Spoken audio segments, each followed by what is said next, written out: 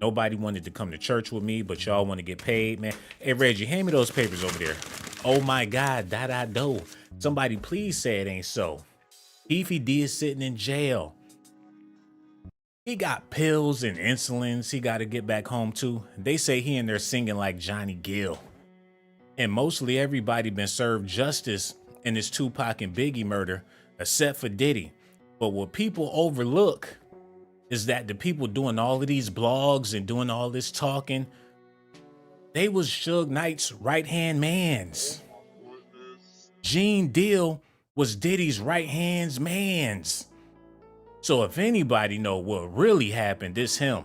And I wouldn't be surprised if Diddy had him on the payroll the same way Suge got Reggie Wright and all these other dudes telling these wild stories, keeping the public away from the truth. And Keefe D is the only person that kept it a buck about what really happened. Gene Deal never did that. Because if he did, he wouldn't have a million kajillion uploads and interviews and stuff. How many ways can you tell one story? They had to get Keefe D in custody because they know he's gonna fold. They're waiting on Gene Deal to say something realistic so they can connect the real dots together. But that's never gonna happen because he was right there when Diddy was in LA with Biggie. He know all of the details. You his bodyguard. You know what he's talking about and what he's doing. And I wouldn't be surprised, as opinionated as Gene Deal is, he probably was giving Puff suggestions in the whole nine.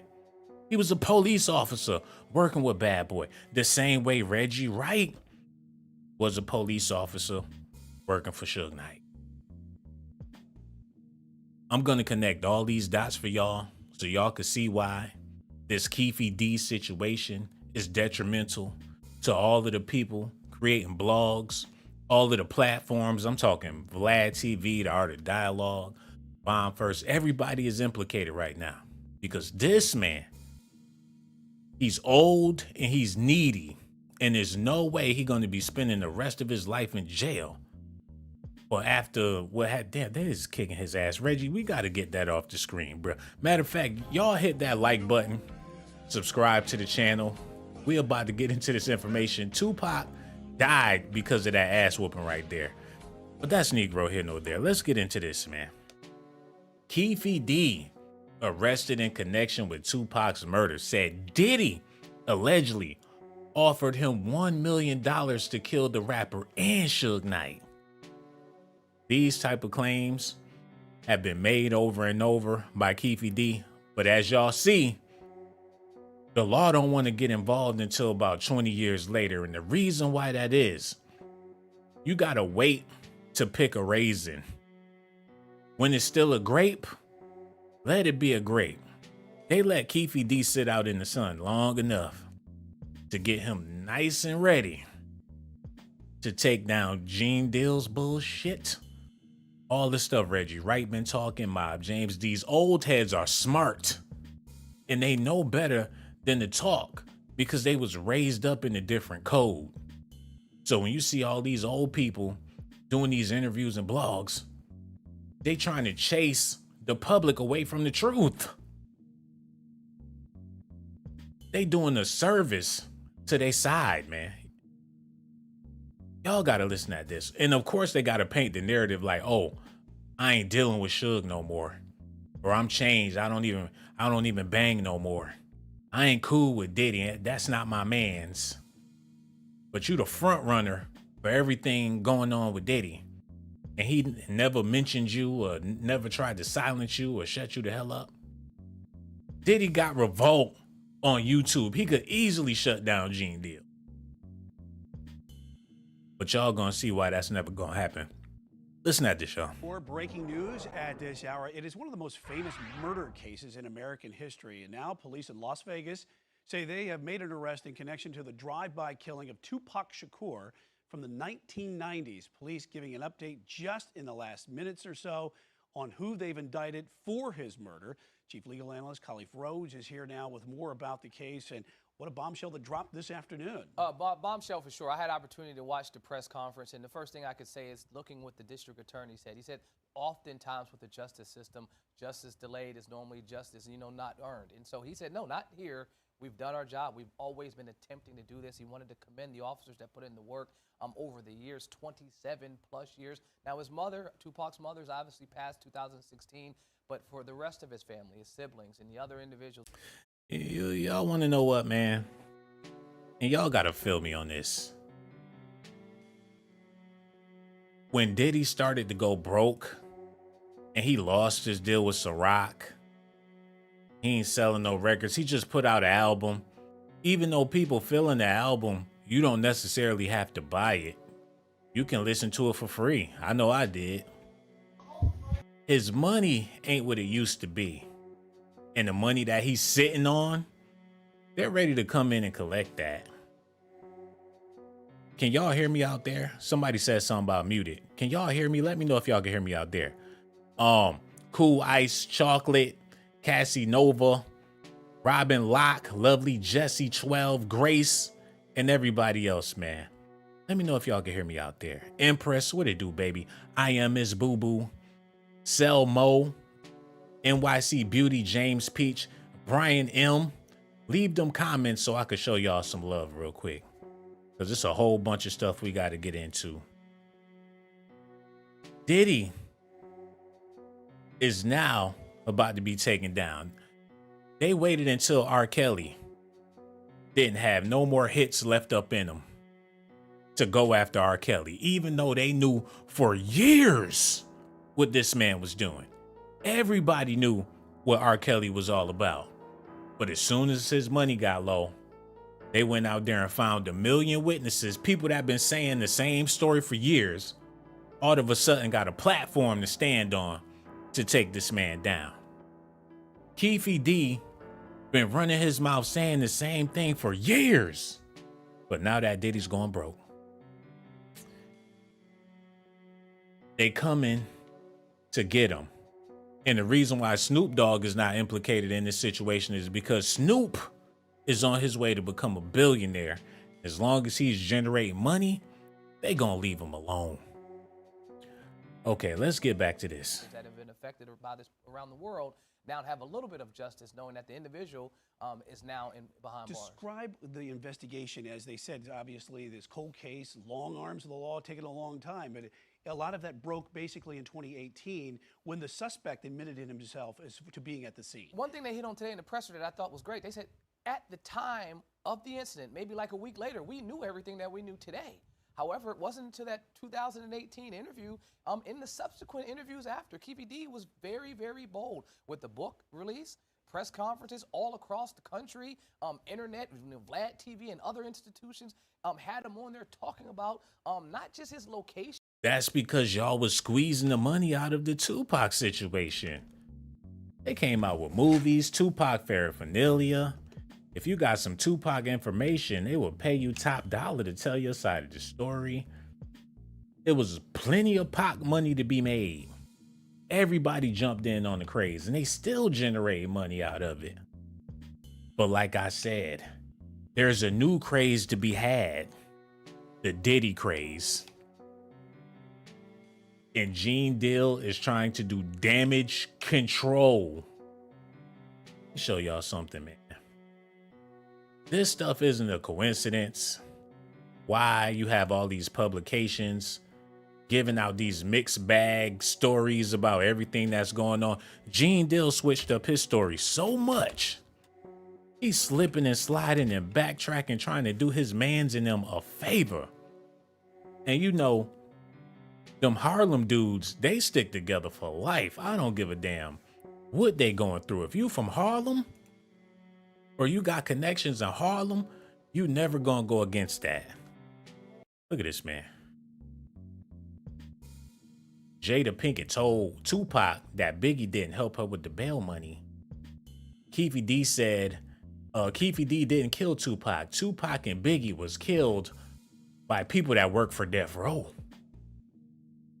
He don't want to implicate Bad Boy in the situation, even though Keefe D said Diddy offered him $1 million. And if anybody was present during that, you know it had to be his freaking bodyguard, his right-hand man. Gene Deal on how Biggie didn't like Mason breaks down Biggie's last words. Biggie didn't like Snoop. He was being sarcastic when he shouted him out.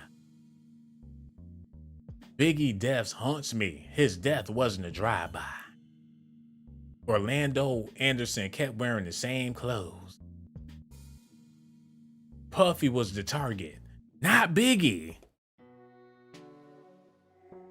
It went from Puffy had Biggie killed to Puffy was the target. Gene Deal exposes Puffy, bad boy artist and publishing is worth nothing. Puffy stopped Tupac and Angie Martinez interview from coming out. Keefe D is lying about who shot Tupac. Orlando Anderson didn't do it. This man.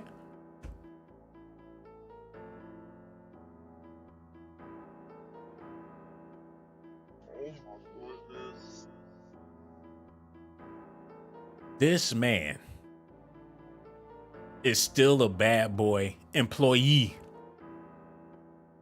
And y'all gonna see exactly what I'm talking about, man. Get back to this. At the time of the incident, but actually intricate details. And they said it lined up to specific evidence that they found. You add that on top of the not the raid, but the warrant that they had to search Keefe D's home about a few weeks back. Combining those two things with the 2018 interviews, I think that took it over the top. That allowed them to say, no, we have the evidence. This is our guy. And now everyone else is dead. There were 4 individuals in that car. The one that everyone at the time believed did it, Orlando, he was gone. 2 years later, he was killed. And so that was his cousin, his nephew. Because of that, I believe they found a brother that looked similar to Tupac to work the Tupac case. And I know it was a slap in his face. He the type of brother that I don't give a damn about Tupac, Biggie, or Suge Knight, or none of that. But at his job, since he's black, and this type of stuff is in the news, they figure they'll give Jerome a shot. And he trying to work the hell out of this story, even though it's 100 years old. He trying to convince the public that this is new news. But it's really not, man. Okay, let's do this. Y'all ready? Because y'all all strapped in. I'm about to take y'all on the roller coaster ride. You're going to be scratching your head and looking at everybody a little strange in this situation. We got April Ritchie, Jasmine W. What's up? Y'all, come on, man. Let's just go ahead and do this. Vinnie Mae, natural immunity. Let's go ahead and do it. Because it's about to get. Y'all gonna see. Listen at this, y'all. After 27 years and numerous theories about why police made no headway in the murder investigation of legendary rapper Tupac Shakur, a grand jury today handed down an indictment against a man who has long placed himself at the scene of the crime. Sarah Seidner has more on the investigation surrounding the murder of a trailblazer who was just 25 years old when he was gunned down. Tupac Amaru Shakur was gunned down in Las Vegas in a drive-by shooting in 1996. At the time, he was one of the most prolific voices of a hip-hop generation. Shakur's lyrics read like poetry and give an unvarnished look at the life he was born into, a life he called thug life. Get the fuck, y'all see this buzz? Get the, what? Come on, man.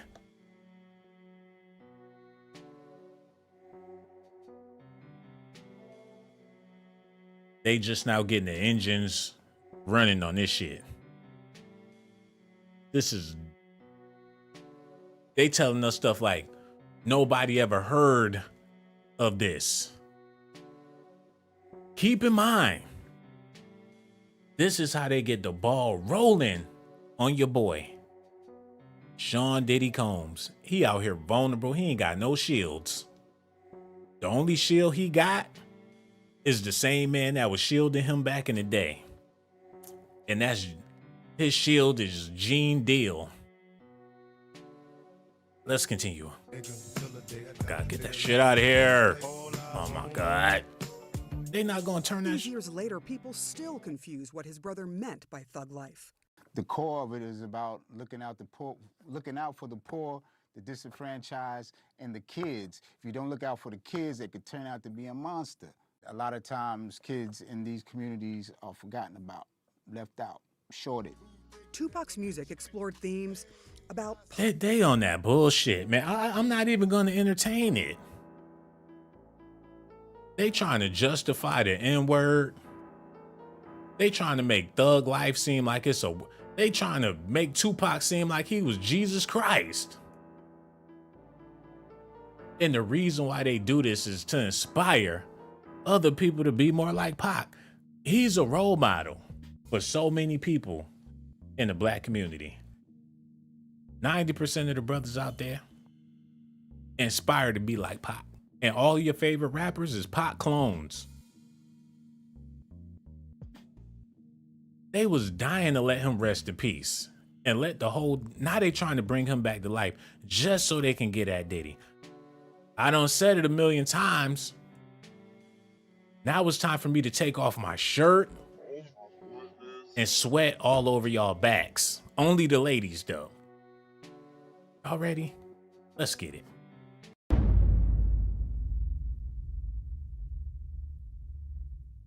You really feel a type of way about Puffy not reaching out to you, man. I can tell by talking to you that you feel a type of way about it.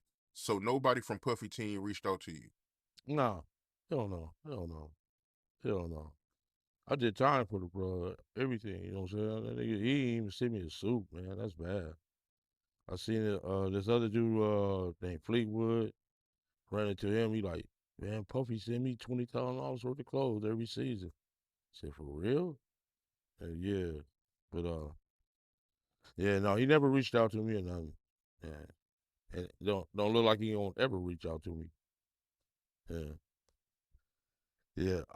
I met him back in like 91. He was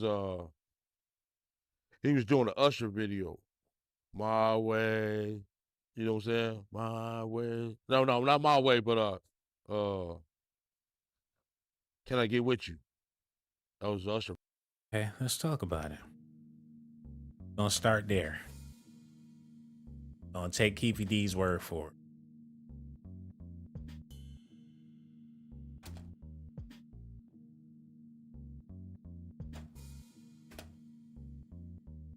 So stay tuned, man. These docs about to be really, really hot, y'all. Shit.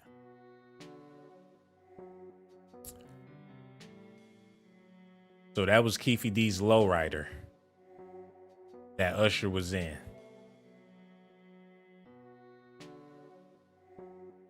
This is the video that Diddy met Keefe D. It was a West Coast video with West Coast vibes and real West Coast gangsters. And Usher's sweet ass was Diddy's friend or his protege or whatever you want to call him. He was looking very girlish back then in this video. Let's do it. Well, I ain't got time, man. Look, we about to get into this video real quick. I got to see it with my own two eyes. Y'all just stay tuned while I get this set up. Oh, wait.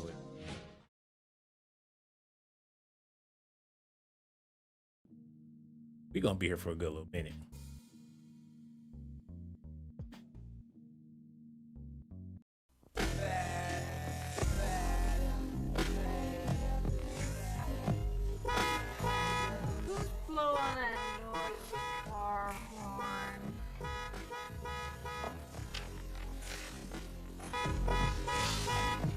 Well, Usher, nice of you to join us today. Remember, people?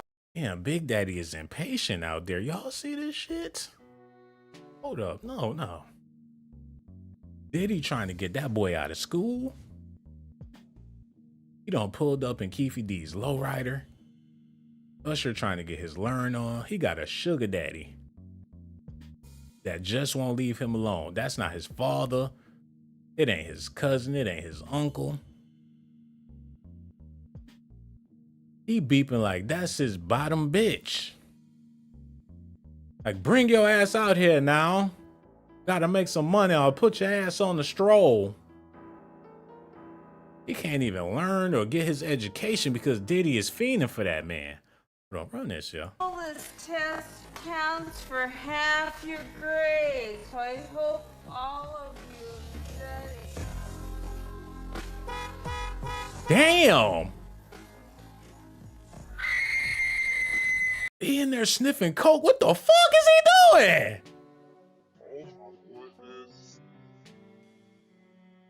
He had to do some coke just to go see about Diddy. You're like, man, my ass about to be bleeding, man. Fucking, I'ma need it. I got it. He keep calling. He keep calling. This classmate lost her fucking mind. Like, the fuck is you doing? You gotta sniff some coke and swallow the condom at the same time, man. The fuck? Hold on, run that back. Hey, I do apologize, but Keefe D said this is when he met Diddy. So this is important, y'all. Usher over there, he done put a line down on some tissue. Shit, here we go again. All of you study. He got out the car to beep the horn. As if sitting in the car, he couldn't tap that shit good enough. He got out the car to lean on the horn.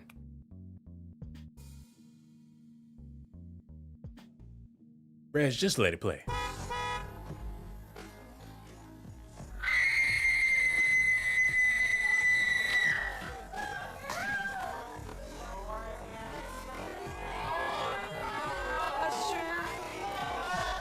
We'll go to the nurse's office. Oh, my people get up. What the fuck? Fuck. He snorted a line just to get out of class. Is y'all seeing this shit? Man, the music industry is beyond evil.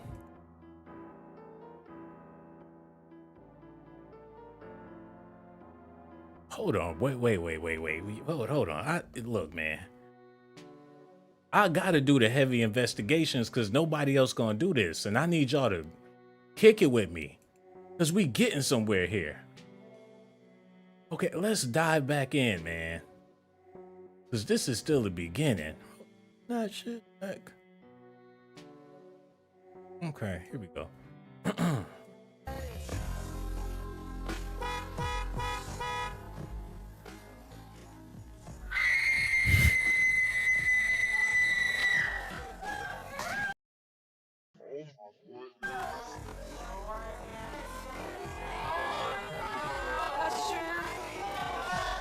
We'll go to the nurse's office. Oh, my people get up.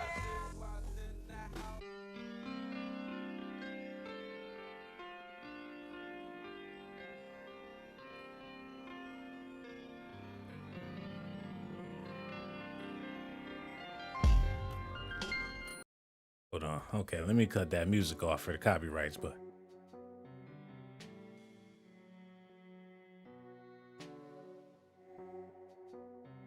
he's skipping school to be with a grown-ass man. Where the fuck they about to go? And Keefe D's lowrider.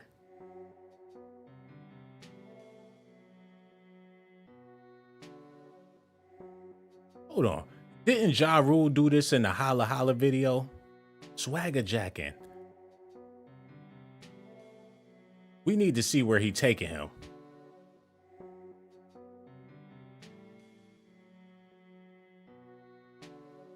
Hold on, y'all. Did y'all see the ritual?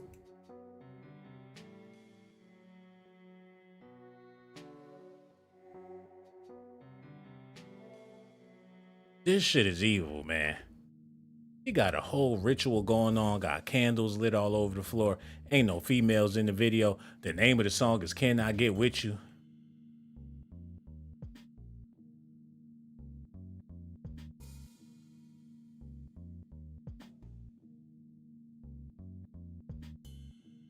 nasty as hell. Okay, that's enough of that. I wanted to show y'all this because in order to pull this off on the West Coast, Diddy had to be associated with some gangsters. He out there in Cali. And you know Usher not about to bust no gun.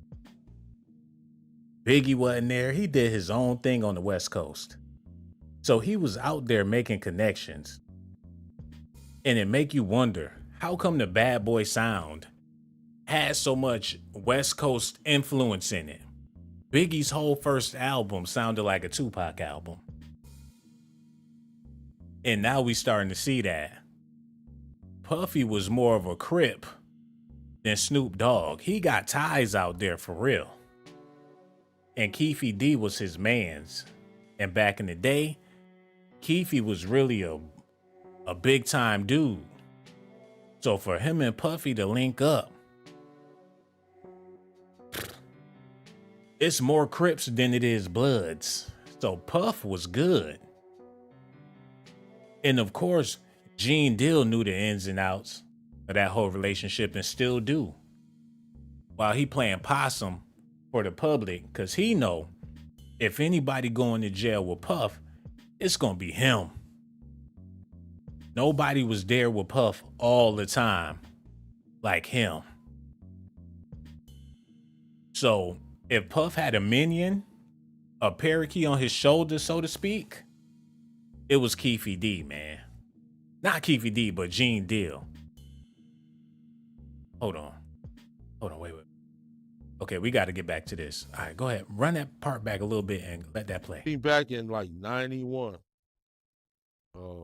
he was doing an Usher video. My Way. You know what I'm saying? My Way. No, not My Way, but Can I Get With You? That was Usher's very first song. And they called my hydraulic place and asked to use some lowriders. So I let them use my phone. We took the car up there. Usher danced all on the hood, on the window door. So it was a big old dent in it and shit. So I took it up to the paint shop, man. Hold on, wait a minute. Hold on. Usher put a dent in that man's car. So that's when Diddy wound up in debt to this man. You got that motherfucker all on the hood of my car, cuz. Got dents and shit all in it, man. You gonna have to pay for this and I don't want no money. You gonna have to get down, cuz. No way my lowrider should have a big ass zesty dent in it, man. Puff, you gonna have to come by the office to talk this over. I'll let you use my lowrider. You spit in my face. You come out to the West Coast. You don't show. You ain't pay a dime for this shit, cuz you gonna have to get down. They jumped Diddy in the same night. Come on, man. Just don't hit me in my face. Smack, shut up. I didn't do it. Usher did it. Why don't y'all do him? Had this man with Timberland boots on the West Coast nigga's car. That's a major no-no. He did the A-Town stomp in California with an East Coast nigga. He was all the way out of bounds. I believe that's what connected these two together. He wanted payments for that lowrider. Use some lowriders. So I let them use my phone. We took the car up there. Usher danced all on the hood, on the window door. So it was a big old dent in it and shit. So I took it up to the paint shop, man, and they like, man, we got to paint the whole car.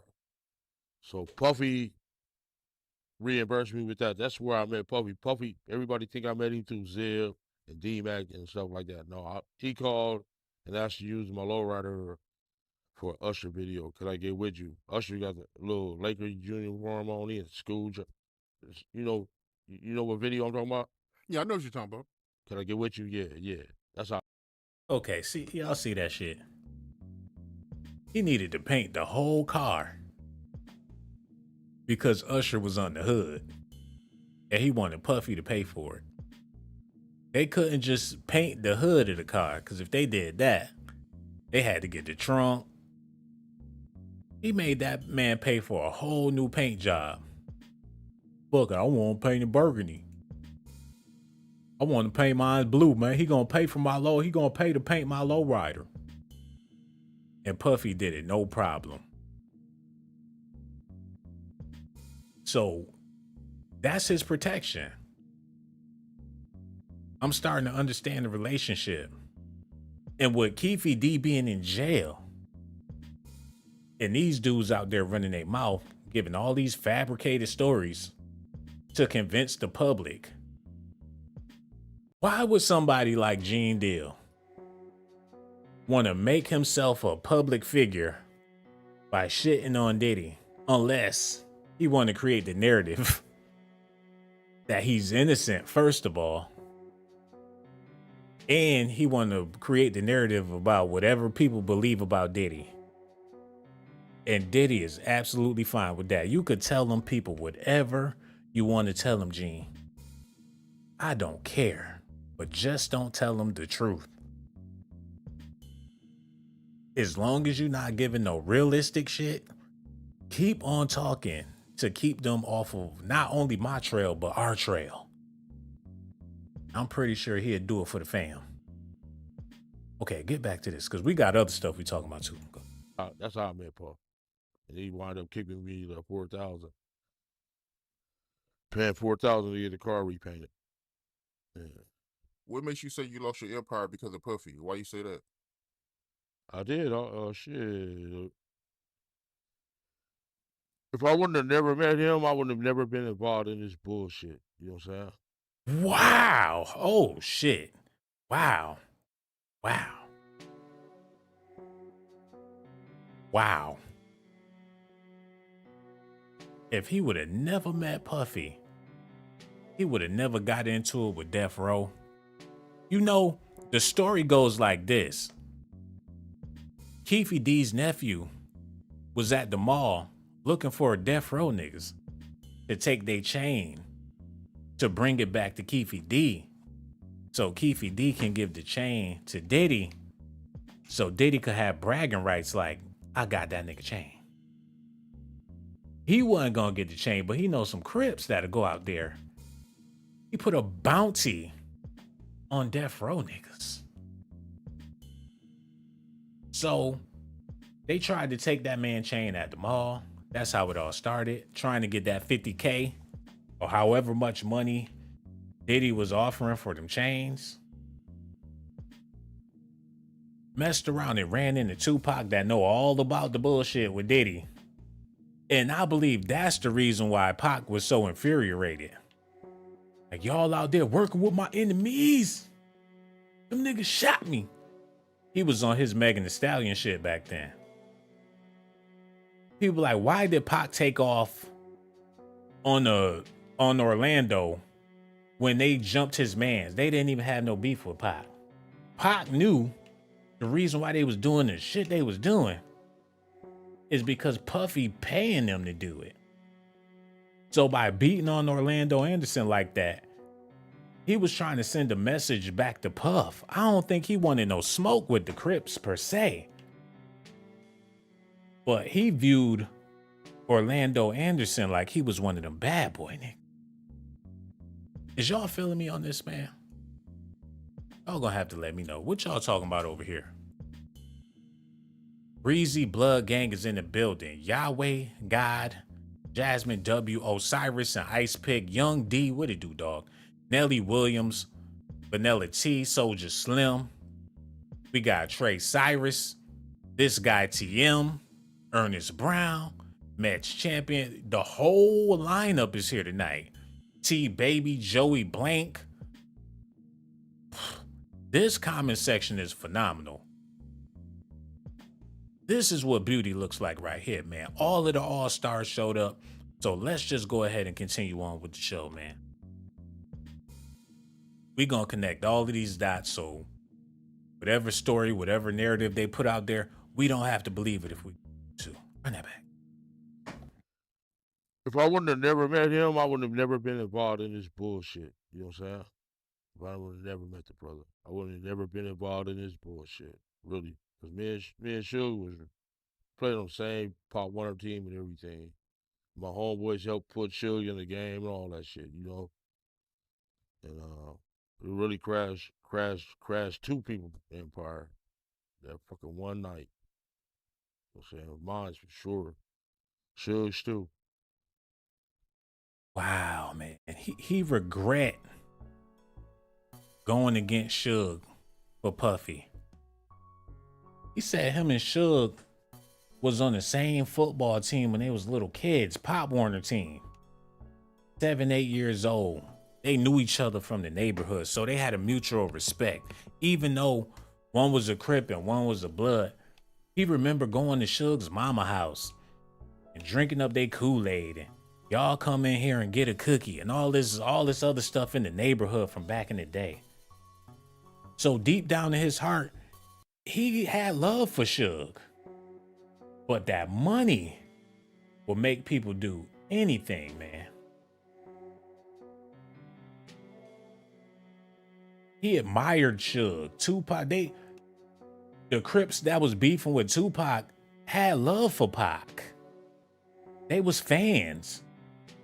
Well, best believe they gonna do what they gonna do for some money. Fan or no fan. You giving up 50 G's for one of their chains? That's a bounty that only West Coast niggas can fulfill. It's like the Wild Wild West, literally. The only difference is instead of horsebacks, they ride in lowriders. Can you imagine if this was a Western and Puffy putting bounties on people?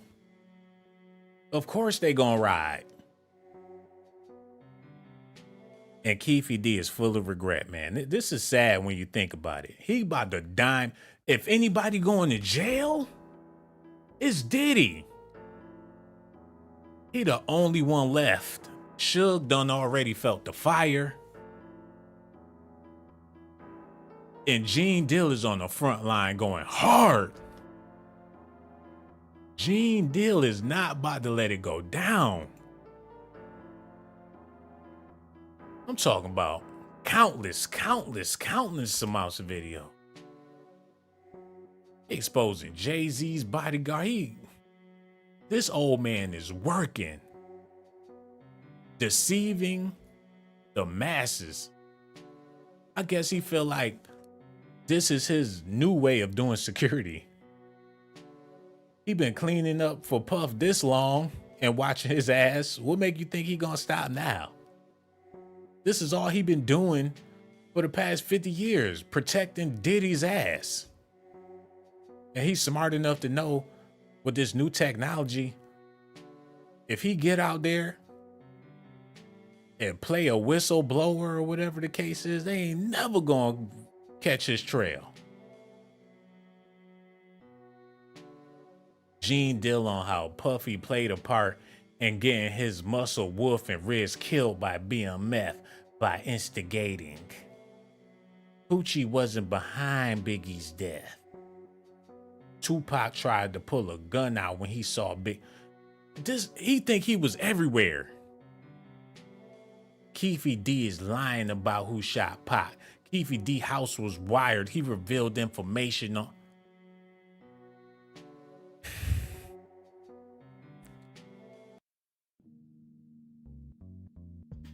He ain't saying nothing about Puffy right now. My man said Puffy is bisexual. He came out the shower with a towel wrapped around him in a room full of 50 men. And all y'all gangsters was looking. Okay, it's just so much, man.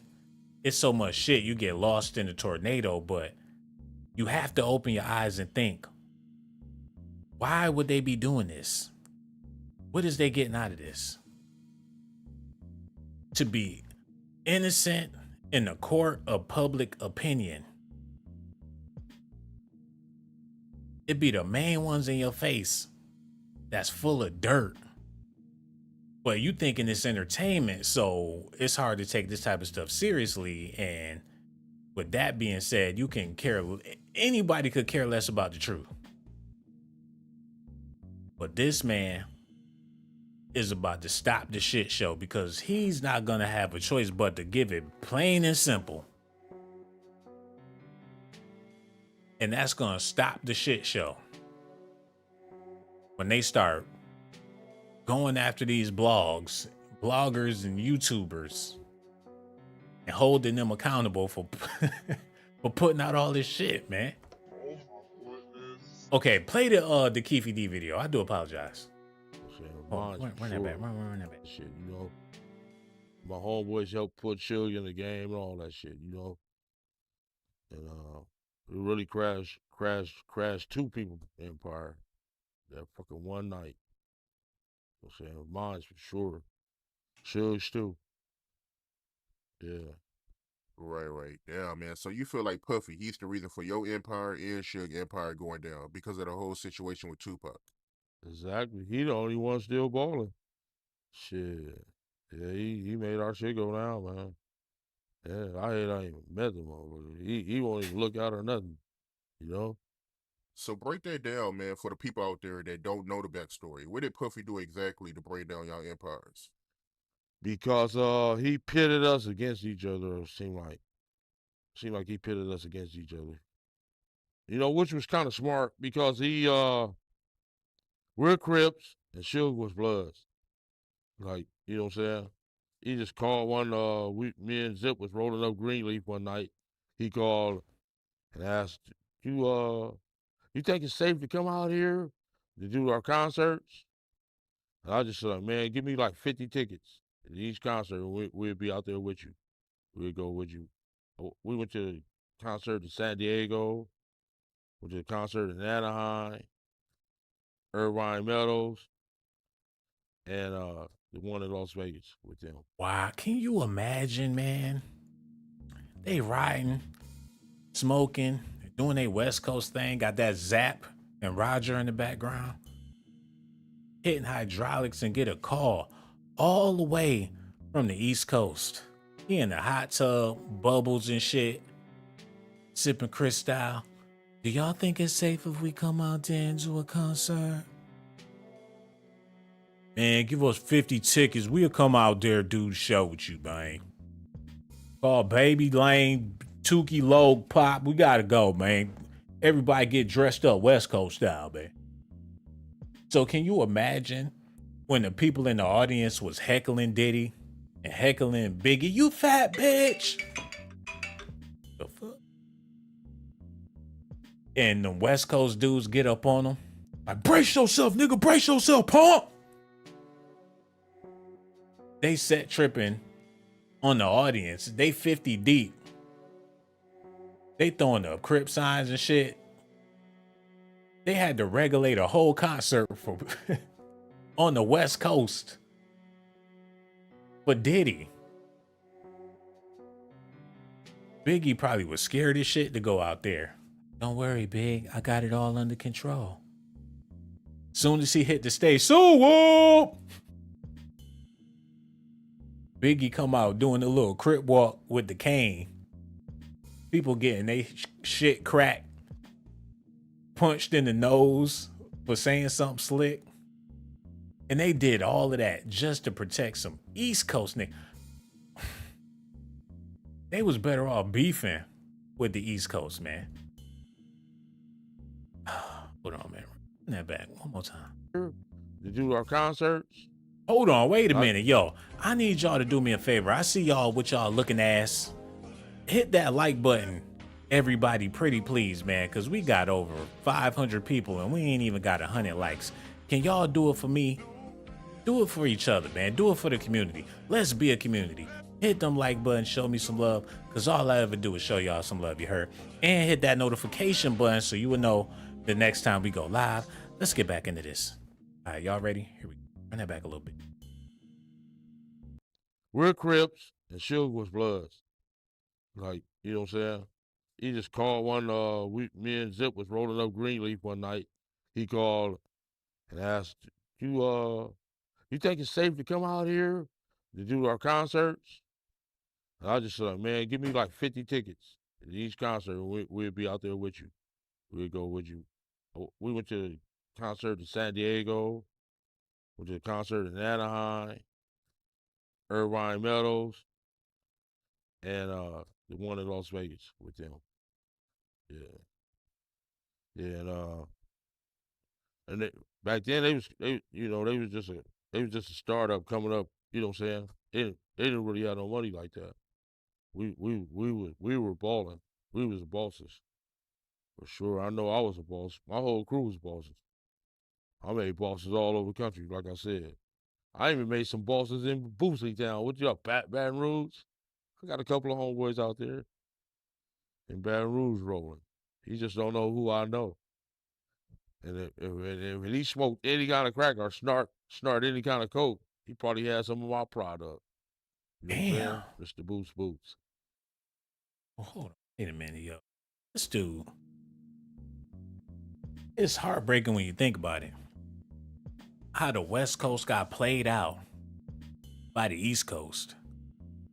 And with all this Keefe D business and Biggie dying and Tupac dying, no wonder they felt like they had to kill Biggie that night. Like, we done took too many L's as a coast. Y'all done took out the Crips. Y'all done took out the Bloods. Y'all done divided and conquered our whole shit. The East Coast came in and played them dudes like a fiddle, man. Some damn city slickers. Came into their damn town.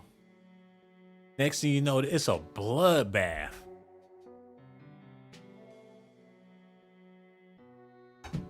They united to knock off Biggie. Everybody agreed. Like, this motherfucker gotta go. They come over here, they working with Keefe D, got Keefe D beefing with Suge. And they've been keeping the peace in the hood for the longest because they both some bosses, but they came up together. They got a mutual respect for each other. That's how it was able for Death Row to have the Crips and the Bloods in the same studio. They was finally starting to get some unity around there. And here come Puff Daddy dancing with the devil. See the way he did all his artists. Got them fighting in a casino. He ain't even there. The puppet master. He wasn't even there. But they was agents working under his behalf. He had them like his ghouls. He was their lord. Like, yes, Lord Diddy. I command you to bring me death row chains. I have a bounty in place. Yes, Lord Diddy. If you see Tupac Shakur, you must take aim, young lad. Yes, Lord Diddy. That's embarrassing for the West Coast. And poor Keefe D. He snitched out, bitched out, got punked out. He in the news. Everybody knows it. He's a disgrace. And the reason why he did all that snitching and bitching is because he feel like he got to keep it true to the West Coast. He know he been played. He know he been had. He knows he been taken advantage of. Now it's time for the big payback. He about 70-something years old in jail. Enough is enough. Puffy is gonna pay. He already got the gout. He's sweating. Reggie Wright in a wheelchair. They said he shit on himself during the interview. Gene Deal waiting for Diddy's call every night with his tighty whities on. Like, you seen that interview I did for you, Puffy. You seen what I said. Yeah, Gene, keep doing your thing. On the real, if it wasn't for you, Gene, I'll be in cuffs right now. Don't worry, Puff. I got an interview tomorrow. Keep doing your thing, Playboy. And once again, I appreciate you, Gene. If I was dead for you then, I'm dead for you now. Harlem World forever, man.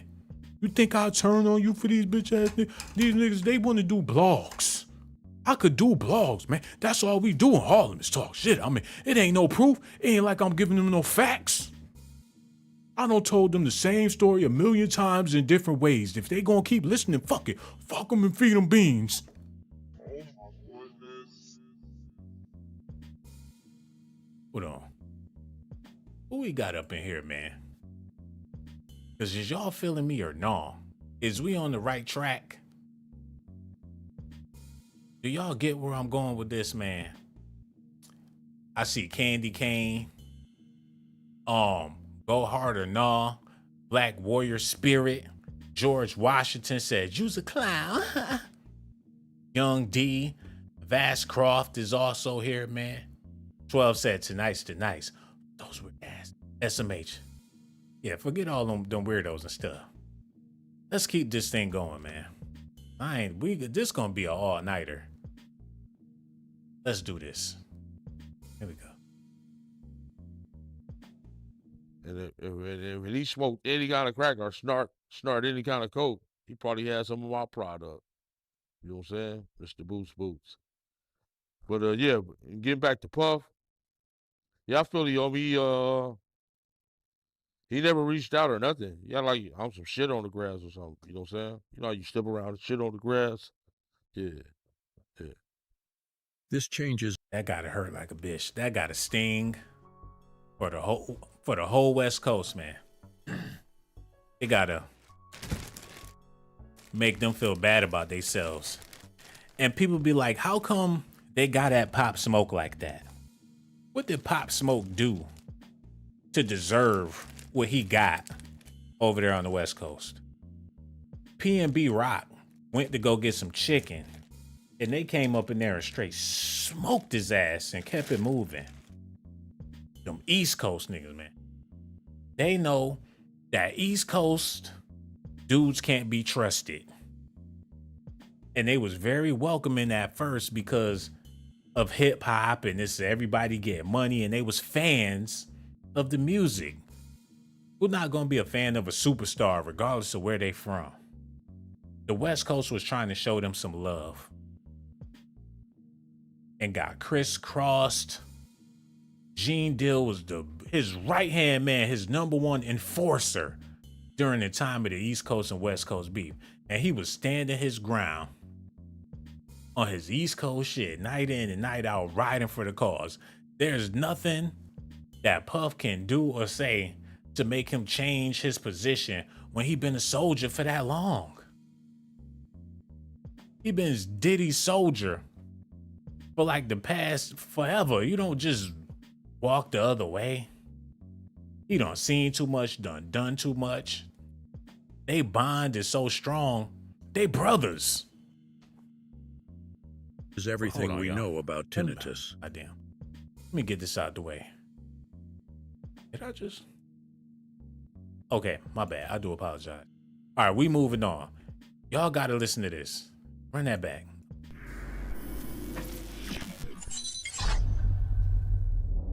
All right, so let's talk about that. So Reggie Wright said that police came to his house to investigate the Tupac shooting and your involvement in it. That's what I don't understand. Why do they keep asking this crooked ass cop shit? You know what I'm saying? Why they keep asking this crooked ass cop shit, man?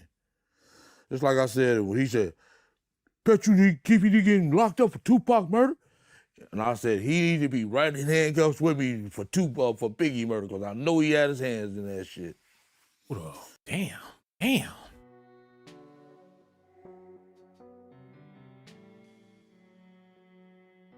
Wow.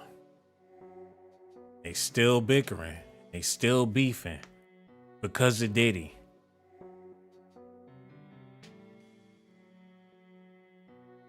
Diddy put a monkey wrench in they whole shit, man. If it wasn't for Diddy, Keefe D would probably be a billionaire. Clean, legit, running his own thing. Reggie Wright and Suge Knight, they'll be sitting pretty somewhere right now. Still doing it big. Pac's still alive. Hip hop will be shit. It's kind of good they got rid of Death Row, but I'm just saying. Hip hop will be somewhere different. Maybe this is all God's plan. to put an end to the madness. If Tupac would have kept living and Bone Thugs would have kept releasing albums, Down South would have never got a shot. Southern rappers would still be doing booty bass with Uncle Luke if Tupac was still alive. They was already rapping like they was from the West Coast. You got Outkast and Lowriders talking about chicken wings and things. The whole Down South had to sound like the West Coast. UGK, all them funky beats. They Down South, they still riding Lowriders in Houston because of the West Coast influence. It's either you gonna rap like the Ghetto Boys, you would have thought they was from Compton. It's either you gonna do that or some booty shaking music. And that's how you would have had a spot in hip hop, man. Hold up, type this in real quick. If Tupac and Biggie was still around, Outkast would still be pissed off at the Source Awards. Like, the South got something to say too. Like, don't nobody want to hear what the hell y'all talking about, country? Just sit back and eat a chicken wing. Southern playalistic Cadillac music. Like, I know the West Coast gonna feel this.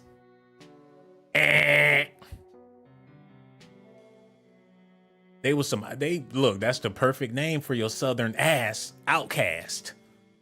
Cause what, nobody trying to rock with y'all like that. Country. If it wasn't for Pac and Biggie passing, he would have never been able to wear that slick perm and all that damn lip gloss with them Jerry curls dripping. These niggas don't. This a whole nother DOCZ Daily. Don't even get me started on these dudes, man. But the point I'm trying to make is this. Maybe it was in God's plans for Diddy and to infiltrate and do all that. Because if Death Row was still an empire, the way it was, and especially seeing how gangbang culture influenced the whole world. You got Crips and Bloods in New York and Georgia, places they should have never ever even gravitated towards. Got Crips and Bloods in the Philippines. They gangbanging in Samoa. Big Blood, Big Crip. You got a whole Crip Samoan family that will eat you if you wear blood or wear red or whatever the case is, man. But that's Negro here, no there. Is y'all feeling me on this, or am I taking this too far? Do y'all get where I'm coming from? Because I got to lay all this stuff out before we even move on. Paul Juice said, I can't name one song from out. Okay, he hating. Everybody know one song from Outkast. Come on, bro. We ain't here trying to hate. Ernest Brown said, Tupac goes by outlaw. No doubt. So y'all is feeling me. That's good enough. That's all I needed to. Okay. Lamaria.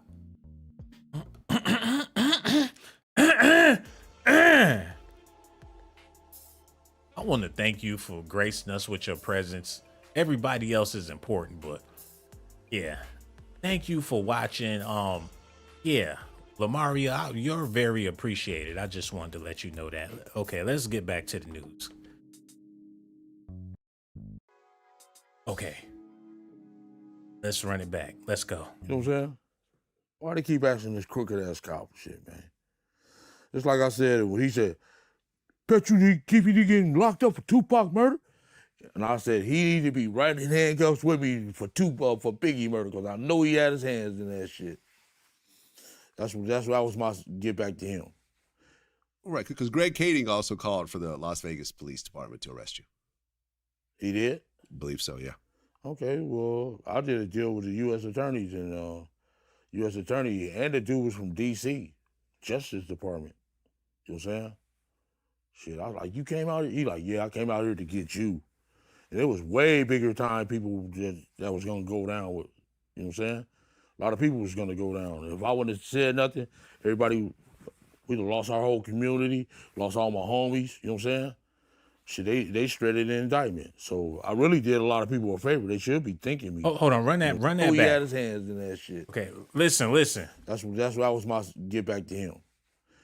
Right, because Greg Kading also called for the Las Vegas Police Department to arrest you. He did? I believe so, yeah. Okay, well, I did a deal with the U.S. attorneys and U.S. attorney, and the dude was from D.C., Justice Department. You know what I'm saying? Shit, I was like, you came out here? He like, yeah, I came out here to get you. And it was way bigger time people that was going to go down with, you know what I'm saying? A lot of people was going to go down. If I wouldn't have said nothing, everybody, we'd have lost our whole community, lost all my homies, you know what I'm saying? Shit, they shredded the indictment. So I really did a lot of people a favor. They should be thanking me. Damn. They hated Tupac that much to where they gave this man immunity for taking out Pac. He did them so much of a favor. And they have so much admiration for this man to where they called him into the highest levels of government to give him a pardon. Tupac was a prophet or a rebel. He was a child of a Black Panther or revolutionary. So they had a Malcolm X situation on their hands, but the only difference is this man generating millions of dollars. So they couldn't do him like Malcolm X, but actually they did do him like Malcolm X when you think about it. Division between two camps. Malcolm X tried to branch off and do his own organization, like how Tupac was trying to branch off and do his own record label. And they like, if he does that, it's gonna be a whole lot of money fucked up. The Nation of Islam like, hell, that's our number one breadwinner. If he start beefing with us and people stop listening to what we saying and go listen to Malcolm, that's gonna be a problem. And then the Black churches is like, you mean to tell me Malcolm is about to have Christians and Muslims in the same place? Where do we get our cut? Tupac talking about starting Death Row East and his own Machiavelli, that's gonna pick up a whole lot of people's money. And plus he's a rebel. He trying to unite people and do all this type of shit.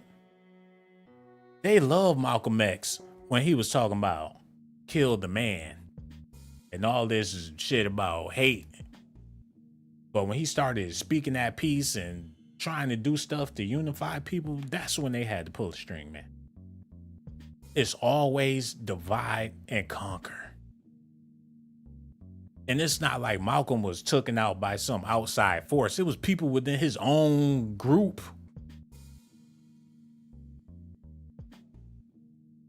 And they gave this man immunity. Like, he the Farrakhan of the West Coast. The Farrakhan of the Crips. They gave him immunity and told him, you are free. You could say and do whatever. You're an American hero. If you want to write a book, they did movies and TV series based off of his accounts. He like a old ass West Coast Spike Lee. He's sitting on some paper. His book selling. He doing interviews. They got him doing shit in Hollywood. He's like a snitch mogul. He ain't doing this shit for free.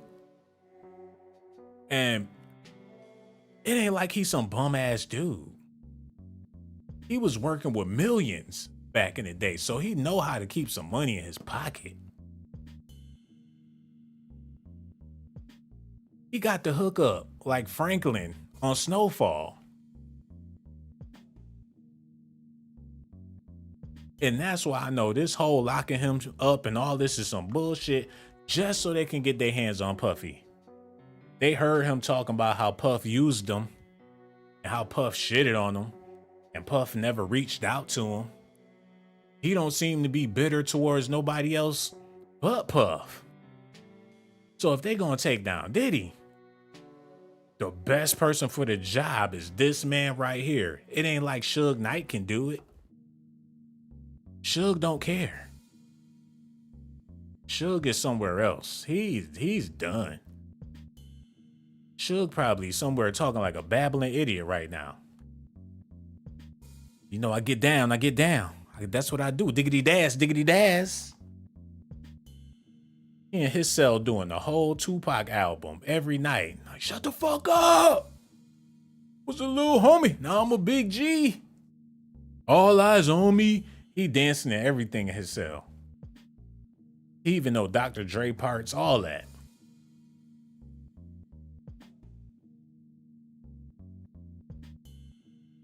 He the John Singleton of snitching right now. So you know he about to get in there and make another classic all on Diddy. Breaking news, Keefe D just revealed some shocking information the world never knew about Sean Puffy Combs, the hip-hop mogul, and was the former president over Ciroc.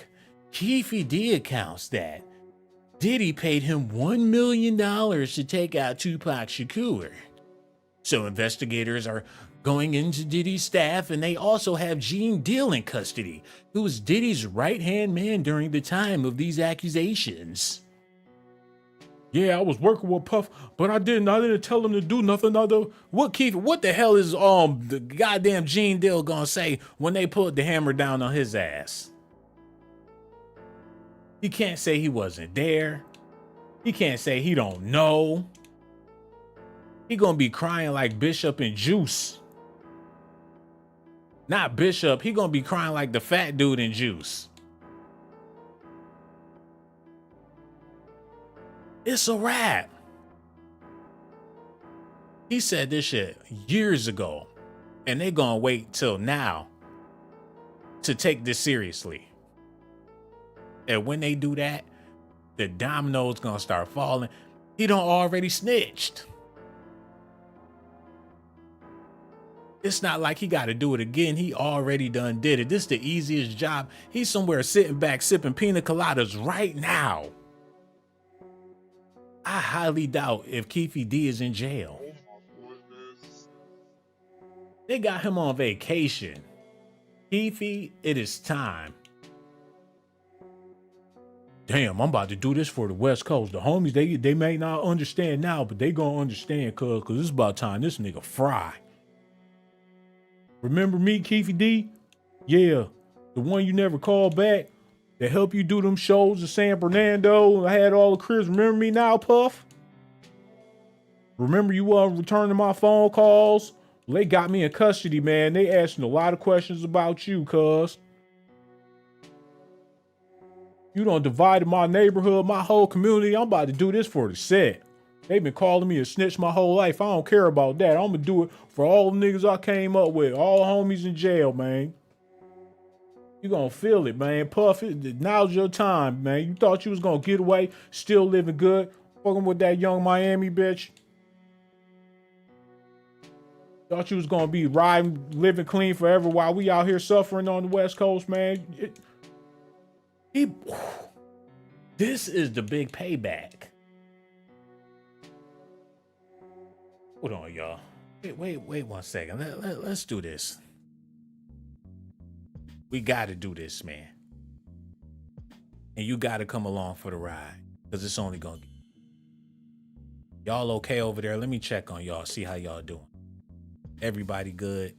Humble Waters, Logan Tyler, y'all good? Caribbean Queen, how you feeling? Clay Alston, I gotta check on y'all, man. Nelly Williams, you all right? Okay, everybody look like y'all good, man. Hugh Kersey is holding it down. Candy Kane is still there. Soldier Slim, Young Vet OG, Rico ×2. Cool Ice, tune in. Let's get into it, man. Let's go. Run that back a little bit. I'm gonna let it rock this time. Listen, y'all. Came out here, he like, yeah, I came out here to get you. And it was way bigger time people that was gonna go down with, you know what I'm saying? A lot of people was gonna go down. If I wouldn't have said nothing, everybody, we'd have lost our whole community, lost all my homies, you know what I'm saying? Shit, they shredded the indictment. So I really did a lot of people a favor. They should be thanking me, you know what I'm saying? Well, I think what Greg Kading's point was that when, he recorded you did the proffer agreement, all that can't be used against you. But if you choose to do interviews and talk about it again, that can be used against you. He the one did it. He did that crooked shit. You don't Right. think that shit's crooked as a mother. He can get people killed behind when that he shit. released the footage? He The audio? had the fucking, man, the proffer deals, they don't record. You know what I'm really? saying? You know they That's part don't of the record deal. that shit, dude. Okay, I didn't know that. FBI don't record. He was set up there doing that illegal shit, dude. That shit was illegal. I would have never said nothing if I knew he had a fucking. Hold on, wait. It's against you. But if you choose to do interviews and talk about it again, that can be used against you. He the one did it. He did that crooked shit. Hold on, wait. Wait. Shit, they shredded the indictment. So I really did a lot of people a favor. They should be thanking me. I do apologize. You know what I'm saying? Well, I think what Greg Kading's point was that when, he recorded you did the proffer agreement, all that can't be used against you. But if you choose to do interviews and talk about it again, that can be used against you. He the one did it. He did that crooked shit. You don't Right. think that shit's crooked as a mother. He can get people killed behind that when he shit. released the footage? He The audio? had the fucking, man, the proffer deals, they don't record. You know what I'm really? saying? You know they That's part don't of the deal. record that shit, dude. Okay, I didn't know that. FBI don't record. He was set up there doing that illegal shit, dude. That shit was illegal. I would have never said nothing if I knew he had a fucking thing in his pocket. Should have never said nothing, period, my G. A chatty patty. In order to be a boss like that, you gotta already be with them boys, man. You already gotta be an informant. In order to get away with doing all the shit he was doing, they had to pick him up. His plug probably was the damn people in charge. This man probably been working with them boys before Diddy and all of that. That's how he became the man. And now he in the comfort zone because he probably been doing this forever. Giving them what they want so they could give him what he want. Ain't that how it go? You give me what I want. I give you what you want. Every time he get in a jam, y'all see they done killed Tupac and he's still been free. Come on, man. Think about it. He done killed Tupac and still out there living free. So he must be somebody's bitch.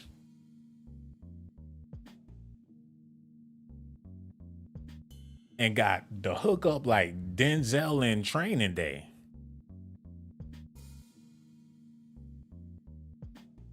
Look, that's exactly what this situation is. Denzel in Training Day. Above the law. He can get away with whatever. He got a license to kill. As long as he could provide whatever they need at any given time, you the man. It's been like that since forever. The gangsters in the 20s. Superfly. Remember when Superfly was looking for the plug? Then the plug's plug ran down on him and it was some old white dude with the damn police department. Like, damn, you the sheriff. Like, yeah, Superfly, I want you to put these kilos on the street and I'll pay you boys handsomely. Damn, we did it. We in with the man. Like, I don't know about this. That hunk is gonna kill us, man. He could kill me. I'll be a rich nigga in the process. Like, I don't trust you, man. You seen what they did to Scatter. It's the same situation with Keefe D, man. The man is his plug, and that's how he able to be this big time dope dealer. Hey, it makes sense to me. And before we continue on, do it make sense to y'all? Man, it said officer friendly. Keep that work. Suge been with the police too. The whole death row, they had people in the police station covering up all their crimes. Half of the staff at death row was the police. Doing it for the set. They probably decided that shit on the playground. Like, look, man, if we gonna be some gangsters, shit, cowboys and Indians. That's how they've been playing since they was kids. Like, look, man, we gonna have to have some cowboys in order for this shit to work. I'll go down there, get a job, do what they tell me to do. I'll look out for the set. Some straight blood officers and Crip officers tipping you off. Like, look, cuz, they coming. Man, get out the house, man. Shut down shop. We on our way, man. I'm outside, nigga. Why y'all niggas ain't running, man? Y'all niggas need to run. What y'all doing, man? Didn't I tell y'all we about to come up in there, man? Get y'all ass up out the house. The police come in there. They playing video games, eating sandwiches. Like, what's up, cuz? They done flushed all the work. West Coast is a bag of worms, man. That dirty West Coast, man. Forget the dirty South. It's the dirty West Coast, man. And Diddy went out there and played all them niggas. I don't understand how he did it. Gene Deal had to be the one that was schooling Puff on how to play the life out of the West Coast dudes, man. I wouldn't be surprised if Gene Deal was orchestrating all of the plays.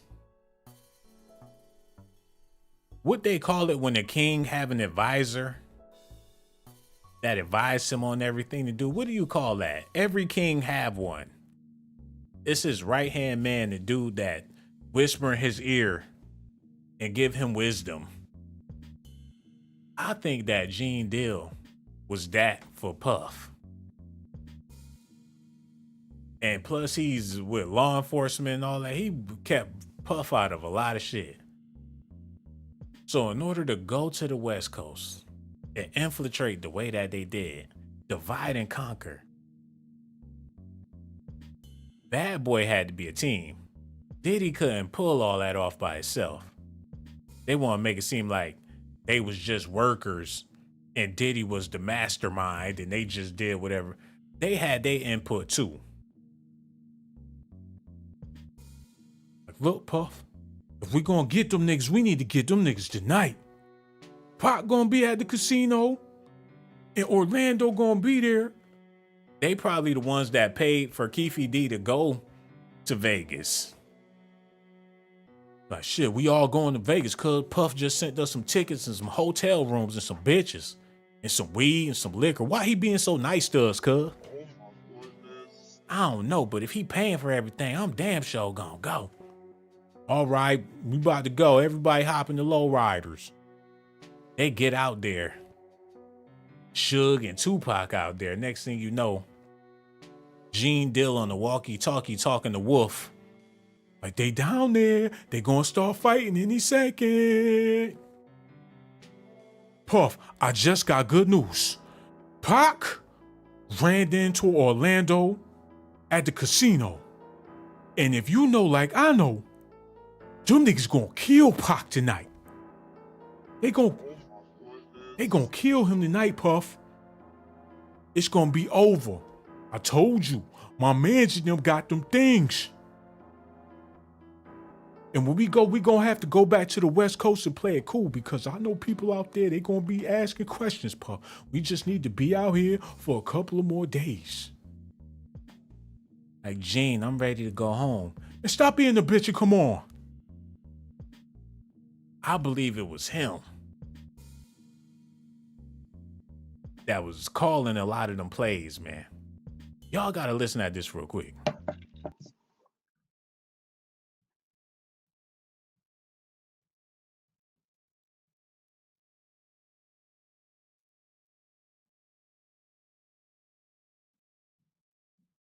Oh my goodness.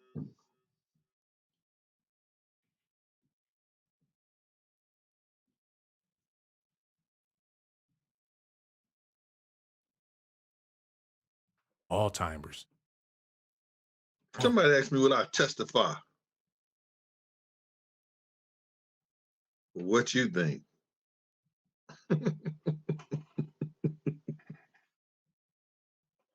Gee, would you testify?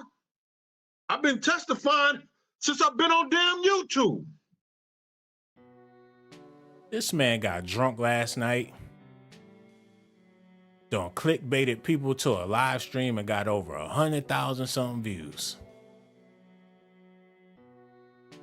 The zest was popping. He looked like they about to come get him. He is not excited about Keefe D being in custody. He said they asked him would he testify. He let out the zestiest chuckle and said, "That's what I've been doing ever since I got on YouTube." Homie be cooking. He be making butter beans and cornbread talking about Diddy. Y'all wait 1 second, I'm gonna be back. The macaroni and cheese is done. And like I said, Diddy, y'all don't think nothing wrong with a grown man doing that girly gossiping and spilling tea? And Puff, all different types of zesty allegedly. And this man be telling stories on how he witnessed Puffy do some zesty shit. But the only way Puffy gonna be comfortable doing zesty shit around you is if he feel comfortable enough to do that, bodyguard or not. You was going along on them adventures with that man. You was standing there right by the door. Probably sitting in the same room, holding a camera or whatever he had going on. And it definitely looked like it's a love affair of some sort of why this man just puff, daddy. Cooking in conversation with Gene Dill, ooh, them butter biscuits almost ready. Did I tell y'all that Diddy had a dildo under the bed, child? And Mace was under the covers too. Oh, let me go check on the Kool-Aid. It don't marinate it for an hour. It's gonna be delicious. I got more tea for y'all. How y'all doing out there? They be like, hey, Gene Dill. Like, how you doing? Let me tell y'all what Puffy told me one day, that bastard. Whew, he acting like a disgruntled ex. And his claim to fame is that he used to be with Puffy back in the day. Like, you know that bitch Jean? She used to fuck with Puff back in the day. Did I tell y'all that I know Puff Daddy, Mace, Loon? I know all the bad boy niggas. Come on. He probably got nipple rings with 2 strippers in the bed, and they don't even want no money. Okay, all right, I do apologize, but this dude, y'all be acting like y'all elders give a damn about the youth. Elders don't give a damn about the youth, man. They'll make a fast dollar, a slick dollar off of the youth. By telling fables and lies, he got y'all believing in Santa Claus and knowing damn well Santa Claus ain't real. Lullabying everybody to sleep with this bullshit to save his own ass because he was a part of a super gang. And the more he talked, the more people could sleep at night. Okay, listen to this. The statements that he made, and you know, they have used rappers.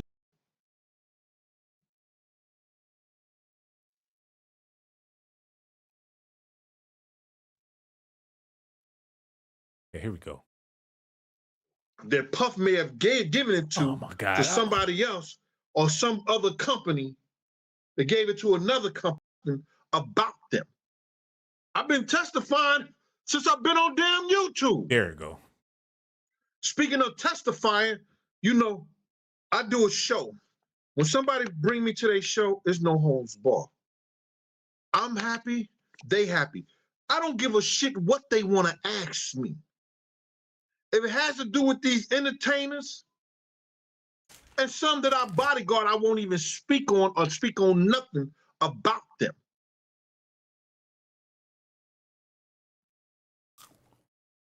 I have no loyalty to do at all. I'm never going to lie on him. I'm never going to be dishonest in what I bring shit to y'all. But you niggas get mad at the wrong fucking thing. Let me just keep it a buck with y'all. Y'all get mad at the wrong thing. Y'all get mad. Yo, it's the bro code. Why you say Superhead gave him head? When he said Superhead stuck a finger in his butt and took a picture of him and told Exhibit to watch that, y'all didn't say nothing in his DM. Y'all ain't said a damn thing. When I told y'all that he took a 17, 18-year-old babysitter to stick and had her spy on Kim while he was fucking her, y'all ain't say nothing. When I told y'all that the... He lying. Lying.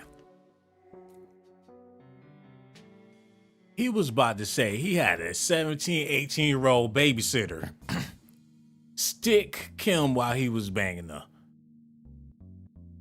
But he thought about what he was about to say because Kim is no longer alive and said, spy on Kim. Why? How you gonna spy on somebody when somebody having sex?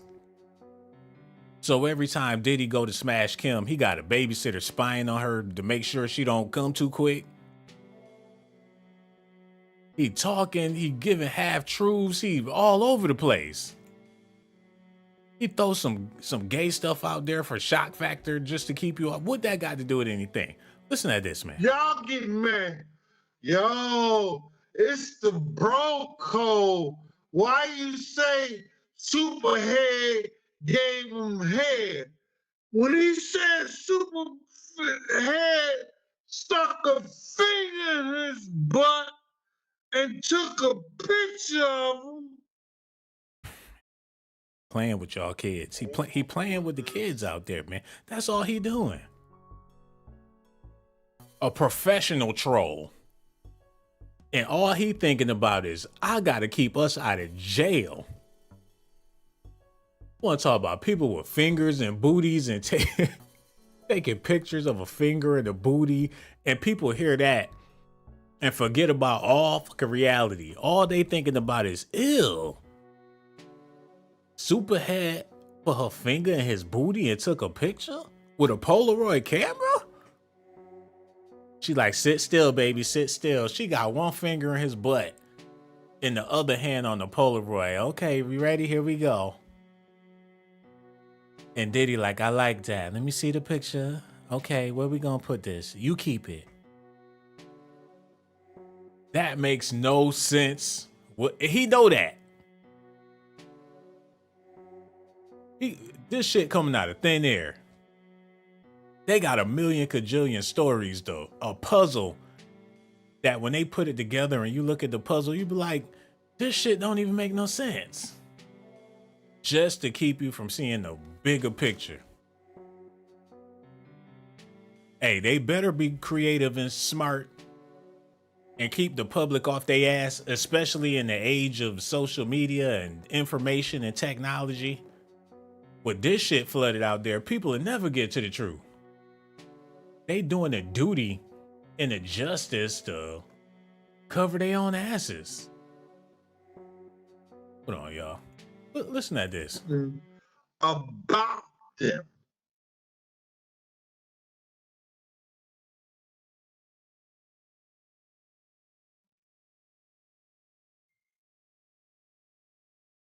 I have no loyalty to do at all. I'm never going to lie on him.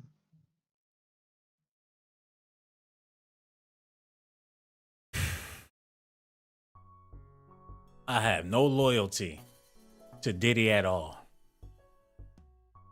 But I'm never going to lie on him. Or would you lie for him? That's the question. And at this point, it ain't about having loyalty. You was there. You implicated in everything he had going on at the time. Everything. You are implicated. If he go down, you go down. Especially you. Hold on. I'm never gonna be dishonest in what I bring shit to y'all. Would you niggas get mad at the wrong fucking thing? Let me just keep it a buck with you. Okay, he's saying that people get mad at the wrong thing because his stories keep on switching. Now he about to let the people know what they should be mad about. Y'all get mad at the wrong thing. Y'all get mad. Yo, it's the bro code. Why you say Superhead gave him head? When he said Superhead stuck a finger. He was about to call Superhead Super Freak. Hold on, wait a minute. You know, I do a show. When somebody bring me to their show, there's no holds barred. I'm never gonna be dishonest in what I bring shit to y'all.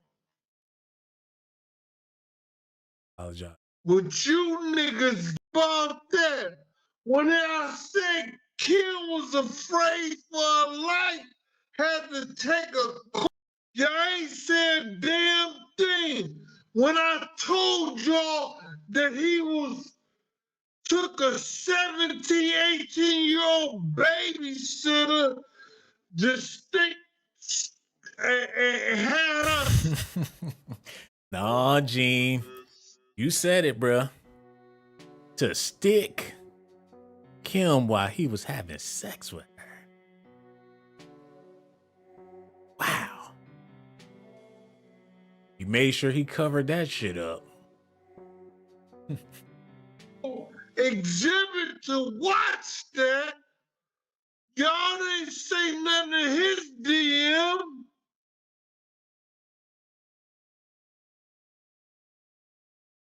Y'all ain't said damn thing. When I told y'all that he took a 17, 18-year-old babysitter, just stick and had her spy on Kim while he was fucking her, y'all ain't say nothing. When I told y'all that the girl Gina said he was beating her and doing all this other shit, y'all ain't say, why you talking about that? When I said Kim was afraid for her life, had to take a corkscrew and scratch the nigga neck, y'all ain't open y'all goddamn mouth. That's because that ain't got shit to do with Keefe D, bruh. You want us dancing around for all this other who gives a damn shit? He want to keep you entranced with all of his magical stories about Diddy.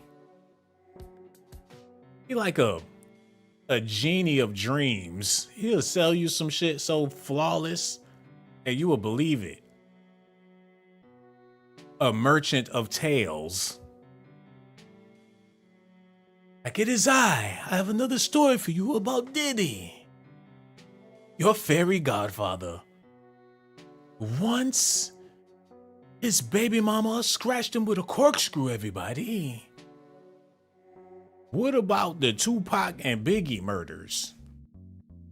He got a whole nother bag for that. How many bags he got? He be switching them shits and matching them together. He make that shit up as he go. He like a rapper, but his bars is based on theories and speculations and allegations. And people believe it's true because he was the freaking bodyguard. He playing defense for Bad Boy hard. At least that's how I feel about it, man. Y'all probably think he's, I don't know what y'all thinking, but I mean, who got the time and who got the energy? Unless it's a life or death situation. He make it seem like he got to do this and he ain't gonna stop. It's desperation in his tone. He pissed off. He getting drunk doing live streams and shit. Keefe D in jail. He paranoid. He about to throw some. Ain't no telling what he gonna say next. He already talking about fingers and booties, and he gonna make up some other shit real soon. Hold up. Fuck y'all and feed you beans. Woo! Damn, he mad and drunk. Y'all get mad at the wrong shit. Get it together, Gene.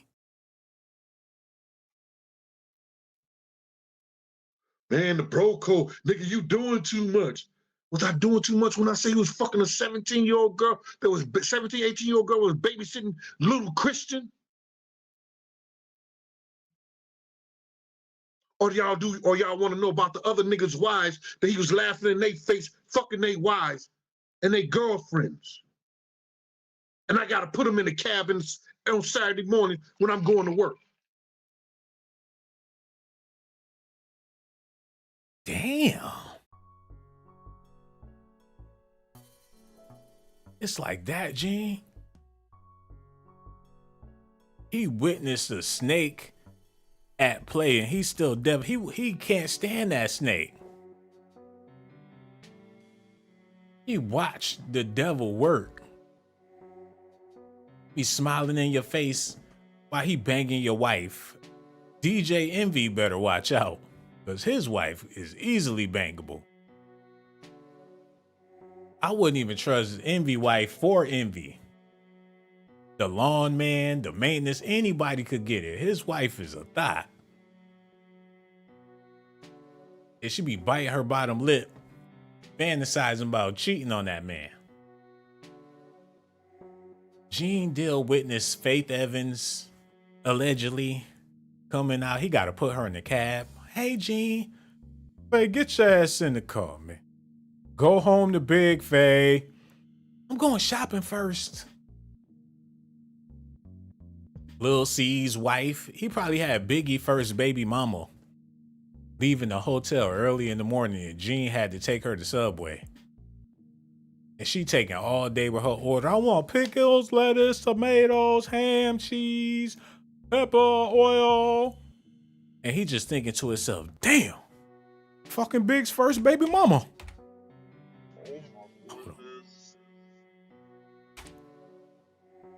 First baby mama. Oh, Lord have mercy.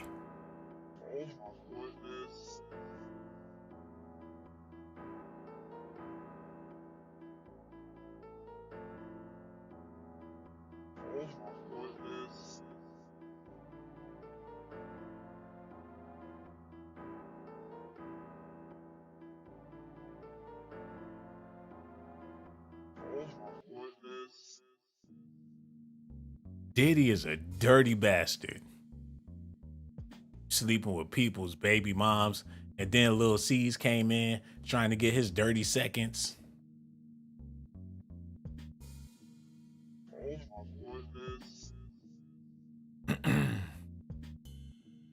That's one foul motherfucker. I already know Diddy was banging Lil Kim when Biggie was still around. That's a given. They was shit. You can already tell.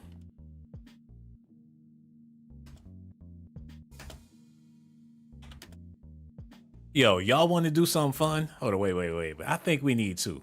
We gonna do something fun real quick. We gonna get back to Keefe D and all that other stuff. But I just had a great idea. I want y'all to enjoy this as well, man. It's not off topic, and it's gonna be interesting. Y'all gotta just stay tuned. I'm gonna get it set up for y'all real quick. I hope y'all doing good. Everybody feeling all right. Galaxy Galore, what's up? Baby J, Kev6997, Ann Jones, Jasmine W, J, Jungle J, Obi. All right, man. We gonna take a quick little detour, and then we gonna get back on track. So this is gonna be fun. Let me get it set up for y'all. Let's go. Okay, that's perfect.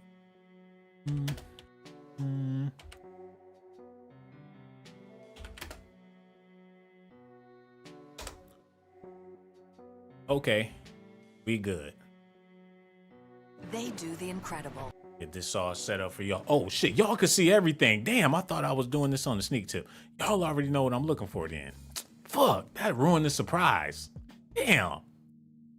We gonna look at the Lil Kim No Time video with Puffy real quick. Right. All right, y'all listening?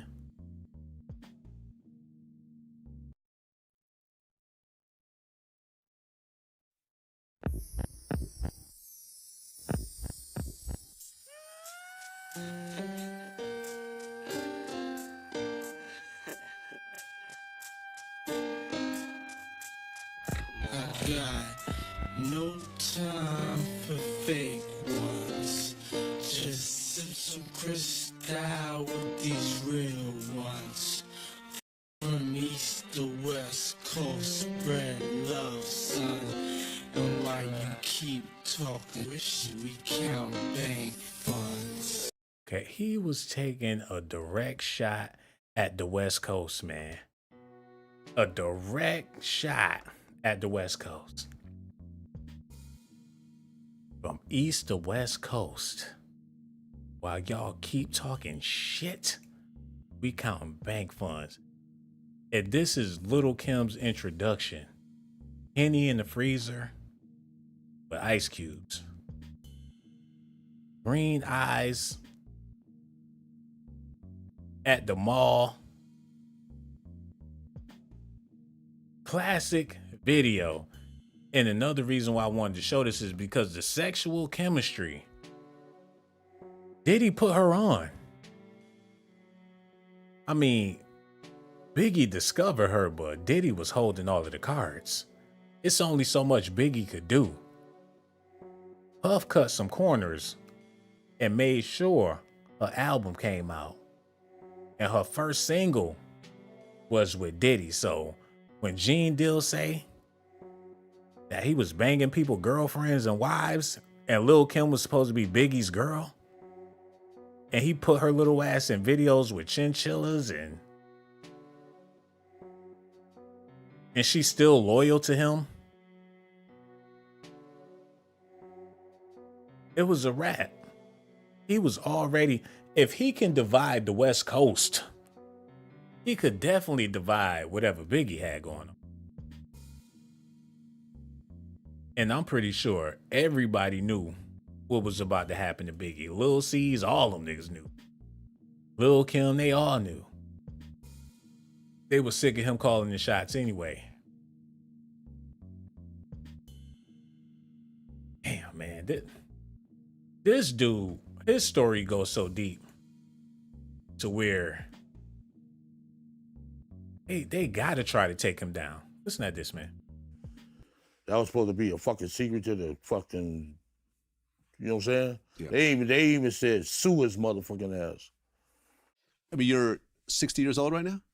Almost 60. Yeah. Are you worried at all? Are you worried that this might come back and bite you? And you might end up having to, I mean, essentially, at this age, anything related to that would be a life sentence, right? Man, whatever life got to offer me, I'm gonna handle it, dude. You know what I'm saying? I'm a God-fearing man. Whatever life gonna, you know what I'm saying, deal me, whatever cards I got dealt, I'm gonna handle it. I ain't gonna go up there and cut my wrist, hang myself or nothing like that. If they wanna come put me in jail for life, It's just something I got to do, dude. You know what I'm saying? And like I'm scared of jail or nothing. Well, you've done a quarter of your life in prison already, right? Yeah.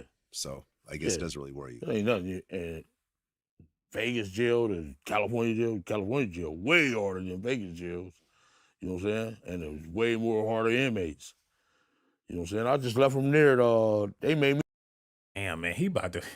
If man, he in that Las Vegas jail, they gonna show him who really hard now, man. He should have never said that. Like they just gonna put me in some punk ass Vegas jail. Ain't like they got no real ones up in there. So you supposed to be the hardest one on the yard right now? He's stuck. Plus all the Mexicans in the Vegas jail, you done. And you snitching and everybody know it. He in there tying people's shoes. He's a nice guy, right? He too old. Gonna get knocked out on. He can't take getting knocked out. He don't want that smoke. He gonna play like Red Dad when Debo knocked out Red. You want some of this, old man? Oh no. He don't want none. He don't want no smoke at this point in his life. He's singing so loud. You got Beyonce worried about her career. Like she like, Keefe D did what? He went up there. He sung better than me. So what y'all mean y'all don't want to do my album? Who the fuck is Keefe D? Sorry, Beyonce, but your services is no longer needed. Your contract is null and void. Excuse me, I am Beyonce. Hello? Hello? Her shit done.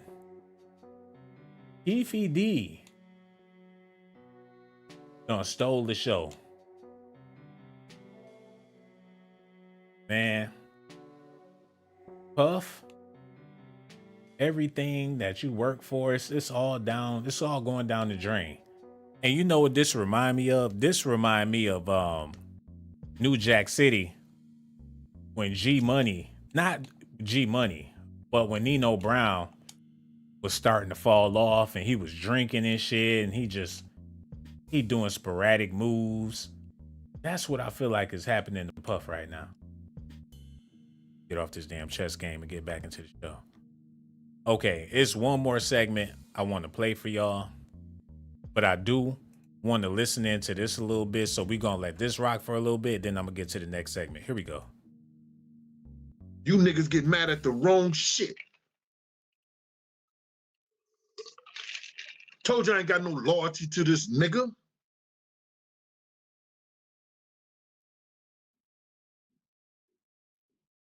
Told a mother a week after her son died, your son had delusions of grandeur. He just wanted to get high, smoke weed.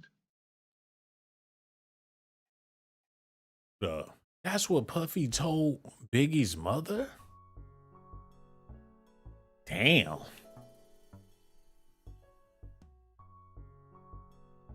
He kept it a buck with his mom like that? Like, Loretta, don't make it seem like your son was no saint. Because he wasn't. All he wanted, his fat ass want to do is get high, smoke weed, eat. He ain't want to exercise or nothing. Your son was a slob. Quit trying to make it seem like he was Dr. King, bitch. You're doing too much out here in the media. You and Tupac mother, y'all want to be Coretta Scott King. Y'all need to stop that. Your son was a fat bastard. He loved all the bitches. You should have seen him. You know he was a slob. Need to cut that out, Miss Wallace. Your son had the leisure of grandeur. That motherfucker, he ain't give a fuck about you. He was talking about you real bad in his first album. I told him not to be talking about his mother like that. You know you wrong, but try and make it seem like Biggie was Saint Bernard or somebody. Diddy cussed out his mama. That is beyond crazy, man. Okay, run that little part back. I do apologize, but man, I gotta hear that one more time. He tripping. Good.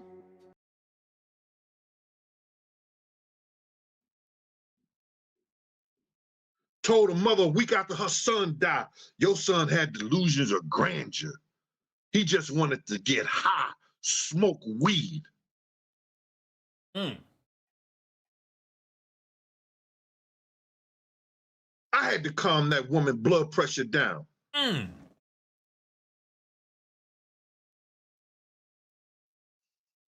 Y'all niggas out y'all rabbit ass mind. Wow, man. Diddy done cussed out Miss Wallace, Biggie's mother, and Jean Dill her blood pressure was through the roof. She couldn't believe it. Oh my God. What did he say there? My son, leisures of grandeur. It's gonna be all right, Miss Wallace. Gene here. I'm here, baby. I'm here. I heard what he said. That was fucked up. I heard what he said, Miss Wallace. The leisure of grandeur. My son was fat. Food is no stranger. Talk about my child. Fucked up, Miss Wallace. You know, shit. We all have leisures of grandeurs. I'm pretty sure you do too, Miss Wallace. Don't front. Nothing wrong with a sausage, long as it's jerk. Well, what type of sausage you talking about, Miss Wallace? Come on now, young man. Don't act like you don't know. Oh, Miss Wallace, not you too. You're a big man. Gene Dill, you're a big man. Come on, Miss Wallace, you're getting too close. I'm the one that had to calm her blood pressure down. Lay his mother down on her back and give her sweet kisses until she went to sleep. If it weren't for me putting the Mac down, she would have went crazy. I had to hold his mother tight to my bosom because Puffy was being so mean to her. Biggie's mother ran out of there crying until I ran out there with an umbrella and saved the day. Come on, man. A nigga that loved him. Yo, it's a lot of niggas that worked just, it's like you putting a nigga in charge because all y'all gonna be good, all y'all gonna be right. You gonna run this, you gonna run that, we all gonna be good. And then this nigga makes it and then look back on niggas like, y'all ain't do shit. Y'all ain't risk y'all life. Ah, them shootouts.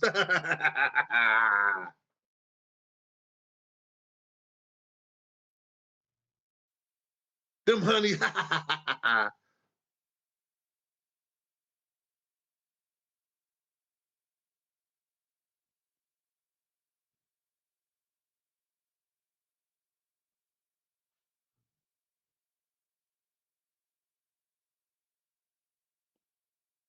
You drunk ass so long.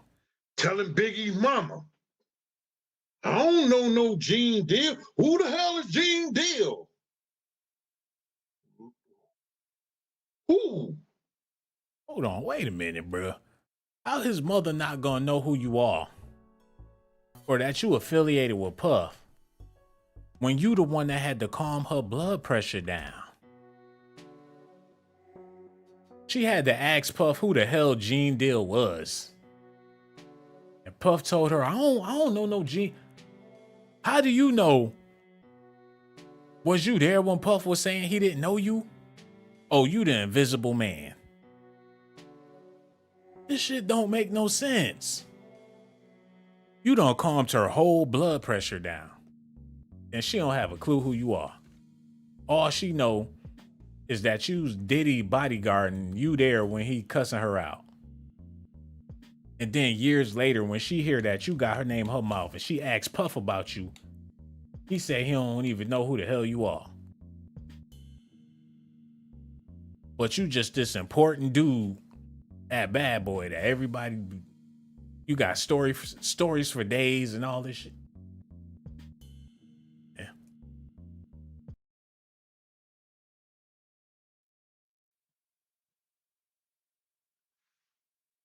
Get it together.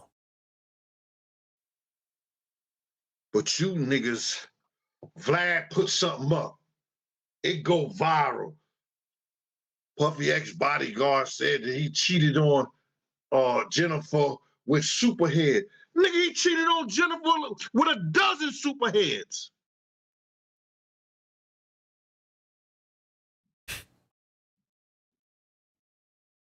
Sarah baby was born during that time.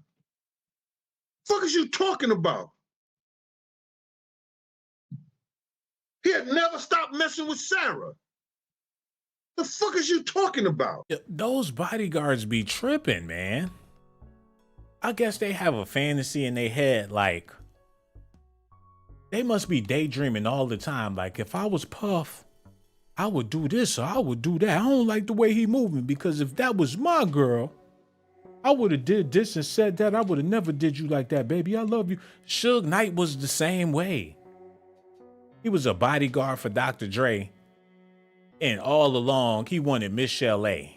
And when he made enough money, he went after what he wanted in the first place. That man's wife or his baby mama. While he protecting Dr. Dre and being his bodyguard, he thinking about having his life.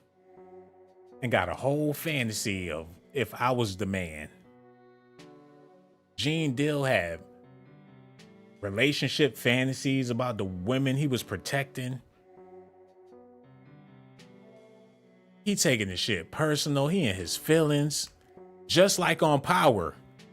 Remember, hold on, matter of fact, let me type this in real quick, man. It's too many dots.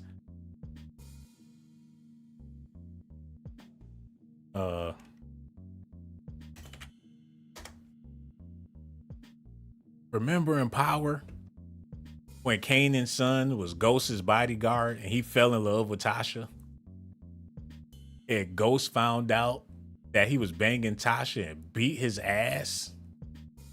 And then 50 wound up killing him because he was a soft gangster? That's basically the Gene Deal story, man. Or the Suge Knight story, or any other person put in a bodyguard situation. Because if you putting your life on the line for somebody, you basically they man. Like Puff wouldn't put his, if they got the shoe and Puff would jump in front of the bullets for you, girl. You know he ain't about that life. I'm Big Daddy. I'm protecting you. Where you going? The overprotective bodyguard. Like if it's some shit pop off, I'm gonna be the one to die for you. You gonna die for me? I'm gonna die for you, ma. I swear I'm gonna do it right now. That's what I get paid to do, ma. You think he love you? Will he take a bullet for you? You think he willing to lay out and bleed for you? That's what I'm here for. Oh, Gene. That's what I'm here for, ma. I'm here for you now. You good? You good? The kids, everybody good? Daddy home. Daddy home. This all going on in his mind, and he trying to contain his feelings for years, and now he old and he fantasizing about the women like they was his loves.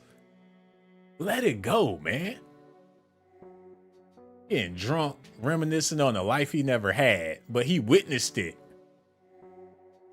Stop being a groupie. He gonna go on for years like they gonna put it on his tombstone. Fuck Puff. R.I.P. Gene Deal 1930 2000. Fuck Puff on his tombstone. And he mad. Okay, listen at this.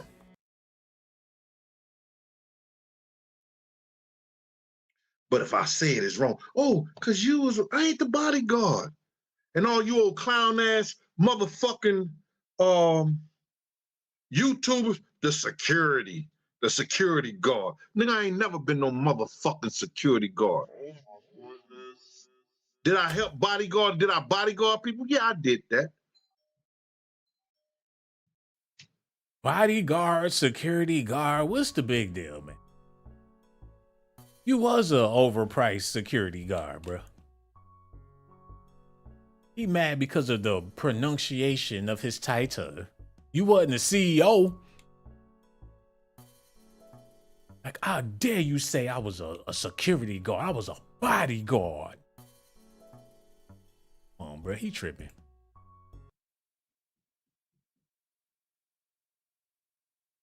But I was more like a protector. I didn't protect nobody that wasn't family. He was family at one time. He gave that right up.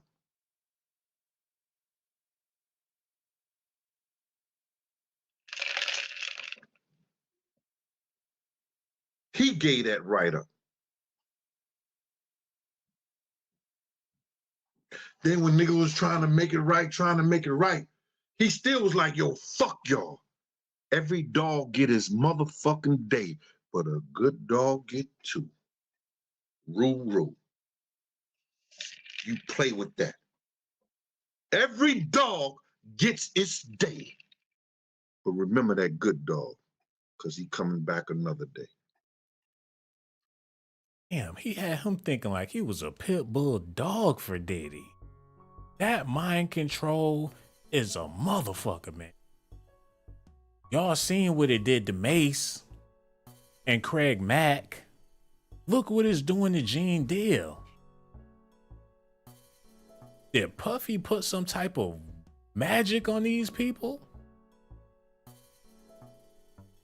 Well, he's like the puppet master. I guess it was the money and the cars and the allure, the illusion that he gave. It's like they minds don't be right. Like they witness him just shit on them in the worst type of ways. But they still want to be in good graces with him because he's a bad bitch. But he humiliates and demoralizes them in the process. He's a real life pimp that break people down like bitches. He did it to the whole West Coast. Hold on. What did his mother tell him, man? What did she instill in this man? Somebody, hold on, wait a minute, y'all. What the fuck?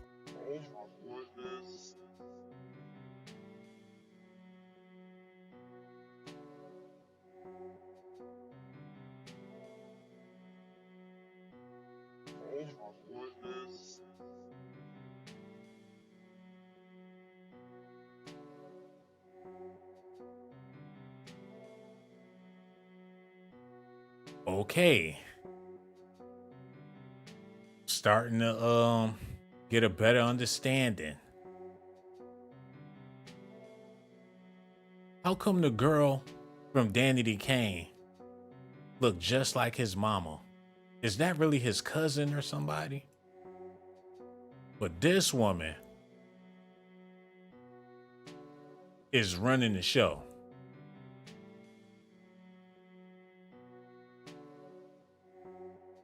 His mama and him got the weirdest relationship I've ever seen.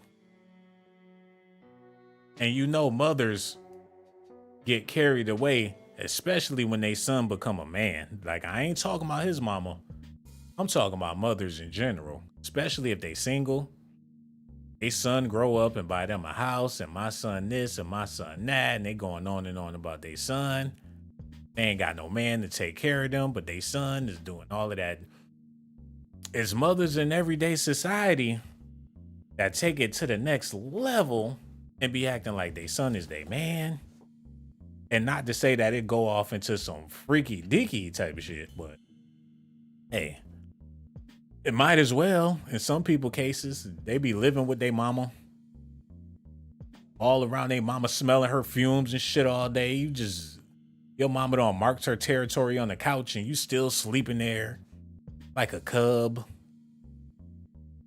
Got your mama aroma all over your clothes while you out on a date with the next bitch. You smell like cheap perfume. You might as well just go on home and crawl into bed with your mama, man. And be a real life motherfucker. Not saying that's the case with Diddy, but y'all know there's men out there like that. If they don't do it for mama, ain't nobody else gonna do it. Mama, they be rapping about their mama. Buy my mama house, I'ma buy my mama car, They be hustling, trying to do for their mama. They ain't got no girlfriend, no wife. I'm gonna do this for mama. Mom, look, I spent my whole check on you, bought you 45 acres of land, mama. That's all yours. I done spent my whole NBA check on you, mama. Look at there. Boy, I trick off on any of them hoes, mama. I'm gonna pay my babe. Come, mama. Give my baby what she want, mama. It's all yours, ma. I did it for you, mama. Love you, mama. I love you too, baby.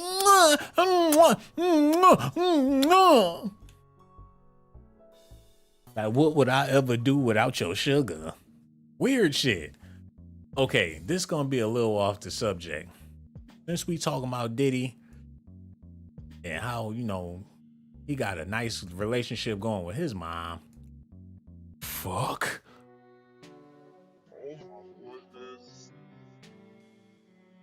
I was about to try to leave this shit alone.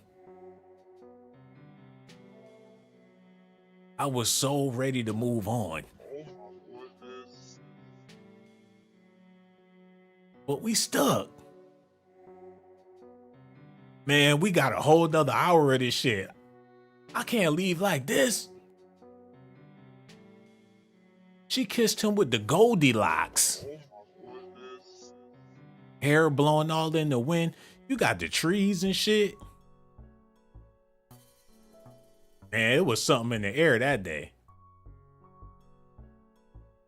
Them kindred spirits, they got an entanglement. When you put your whole neck into it, they got their necks into it. Like some giraffes, they're leaning over like they in the jungle. And put spit on it for each other. This is spit. I don't want that spit, bruh. I don't want, no. Hell no. And this is me personally. I don't want none of your spit. You my elder. Give a damn. My mama, my auntie, you my elder. We don't do spit.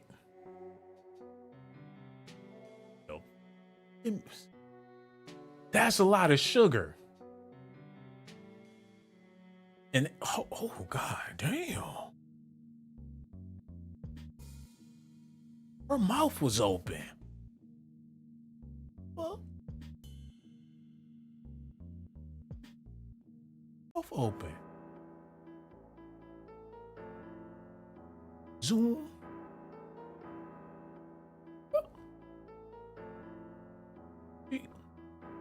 That wasn't even a closed kiss.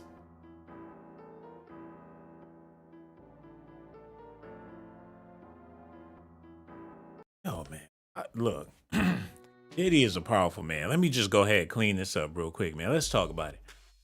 We're gonna have to cool out for a second. I don't want to go down that rabbit hole. So we're gonna backtrack a little bit. Diddy is a powerful man. And I would never want to imply that it was, man, hell no. There wasn't none of that going on with his mama. Let's get back to what Gene Deal was talking about. Just forget we even went down that rabbit hole, man. We moving on right now. The realest shit I ever spoke.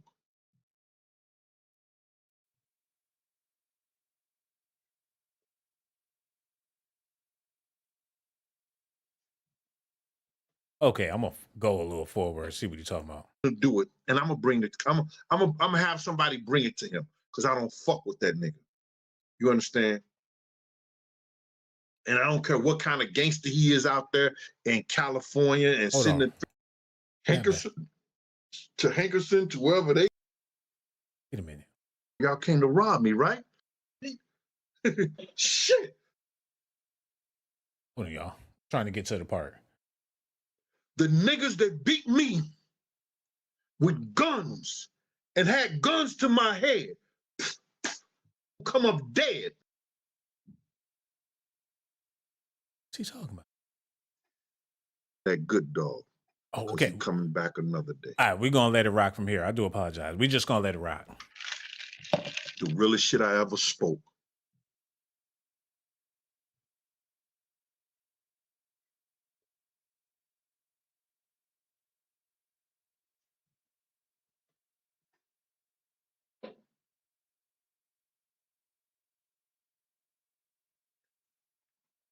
Everybody can't go. But look back and know the niggas who was right. Do right by they ain't here no more. Nigga, take a package to they mama. Do right about they motherfucking kids. That's what real niggas in the game do all the motherfucking time.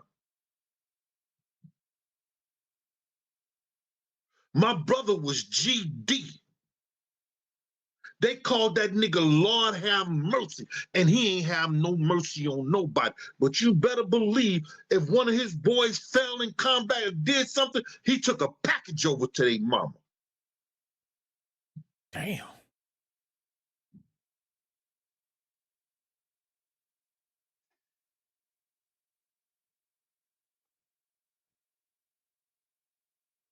Damn. Shit together.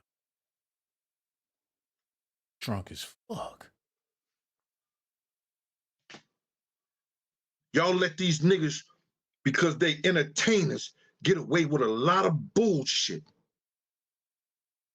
And don't think Big Gene wasn't telling niggas when he was there. Telling Mace, I was telling Stevie J, I was telling Lil Mo. Niggas that came close to me in situations, I was telling them. I even risked every dime I was getting from that nigga and told Big, don't go to this party tonight, Big. Somebody gonna come up dead. And for you half a homo ass niggas, when a nigga walked up on Puff, I pulled, the ratchet was already out. I know how Cali niggas giving it up. In the party, I had it out behind my back. On the streets, when the FBI came in, did you have your gun out? Oh no, Mr. FBI man, that wasn't me with my gun out. Oh, you lied to an agent. Click, click. Yes, sir, I had it out. Why you had your gun out? I'd rather be judged by 12 than to be carried by 6. Cut this Billy the Kid shit out, bro. He making it seem like he was the only badass in the building riding. But he wasn't in the Puff. I mean, he wasn't in the car with Biggie when Biggie got killed. He knew better to keep his ass with Puff. He trying to make it seem like he was willing to die for Biggie. Or he knew Biggie was gonna die, so he decided to try to save the day. If you was really trying to save the day, you would have been with Big the whole time. He was in the other car. All the people he talking about he was warning, he wasn't with them when the shit went down. So that's what got me thinking that this guy is more of a problem than people think because he keep talking. He was all the way with the shits. Whatever Puffy had going on, he ain't get shot. And he a bodyguard. So he was always 2-3 steps ahead of the curb. Put on, man. No ifs, ands, or buts about it, sir.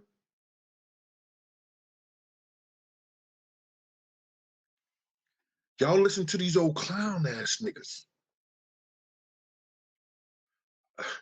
I don't brag about this shit, but I've been around some ruthless motherfuckers. I've been around humble people too. I thank God that he brought me through this and changed who I was. That's why I could come on here and talk to you guys. I've been around niggas that left niggas' head on the stoop. But in the same token, they can read the Egyptian Book of the Dead and hieroglyphics. That's how smart they was. The sinister mother.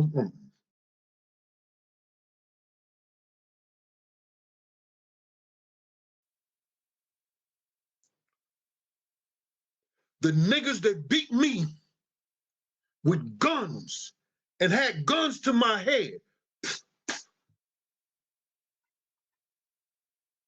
they'll tell you, I'm laughing.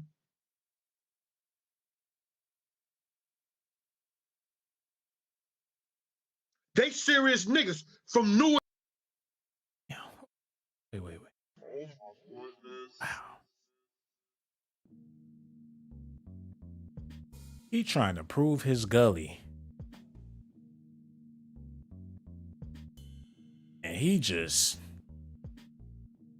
in a whole nother bag right now. Instead of bag lady, he bag man. He talking about he a chef cooking with Gene Deal. He know how to chef up a plate of some straight bullshit. He cooking some straight garbage, and people eating it up. When them dudes was bashing my head in with them guns, they'd tell you I was laughing. Shut up, nigga. Ah, bang. Oh, pop. Ah. Like he just insane in the mint brain. And he willing to take a bullet. Man.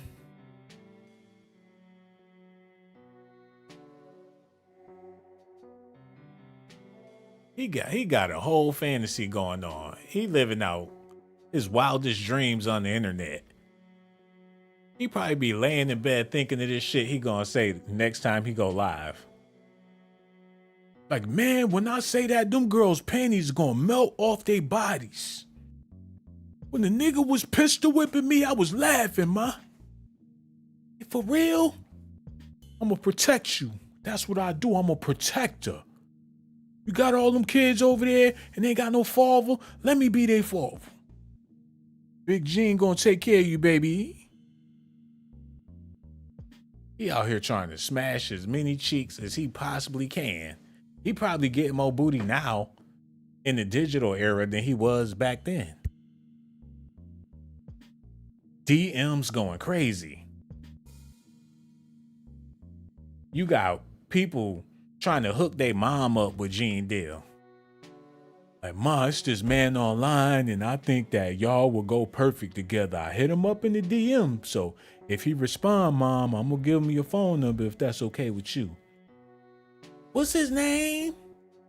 Oh, I watched his video, honey. He is quite handsome. Yes, I think I would like him. He reminds me of your father. I know, ma. That's why I said, if you ever hooked up with Gene Deal. Gene Deal check his IG. He get to scrolling through the messages and he see your mama with all that ass. And she got on that summer dress and her old ass looking back at the camera. He gonna send his phone number before he say hello. You tell your mama to call me, man. Big Gene, I gotta talk to her about Puff. I gotta want to talk to your mother about Puff, man. He gonna run his mouth forever. Plus he getting money. He balling off of the talk. He know how to whip. He think he an artiste at this shit. He done mastered the craft of bullshit. And people they lined up at his buffet. They want to eat it. Like, fuck him and feed them beans. If they want to believe my bullshit, that is fine with me. Fuck them and feed them beans. So when them beans come out, they ass already gonna be hurt. Ooh, they gonna be Putin all day. Over 1 million people seen my video. Fuck them and feed them beans. Long as I get my check, they could believe what they want to believe about Puff.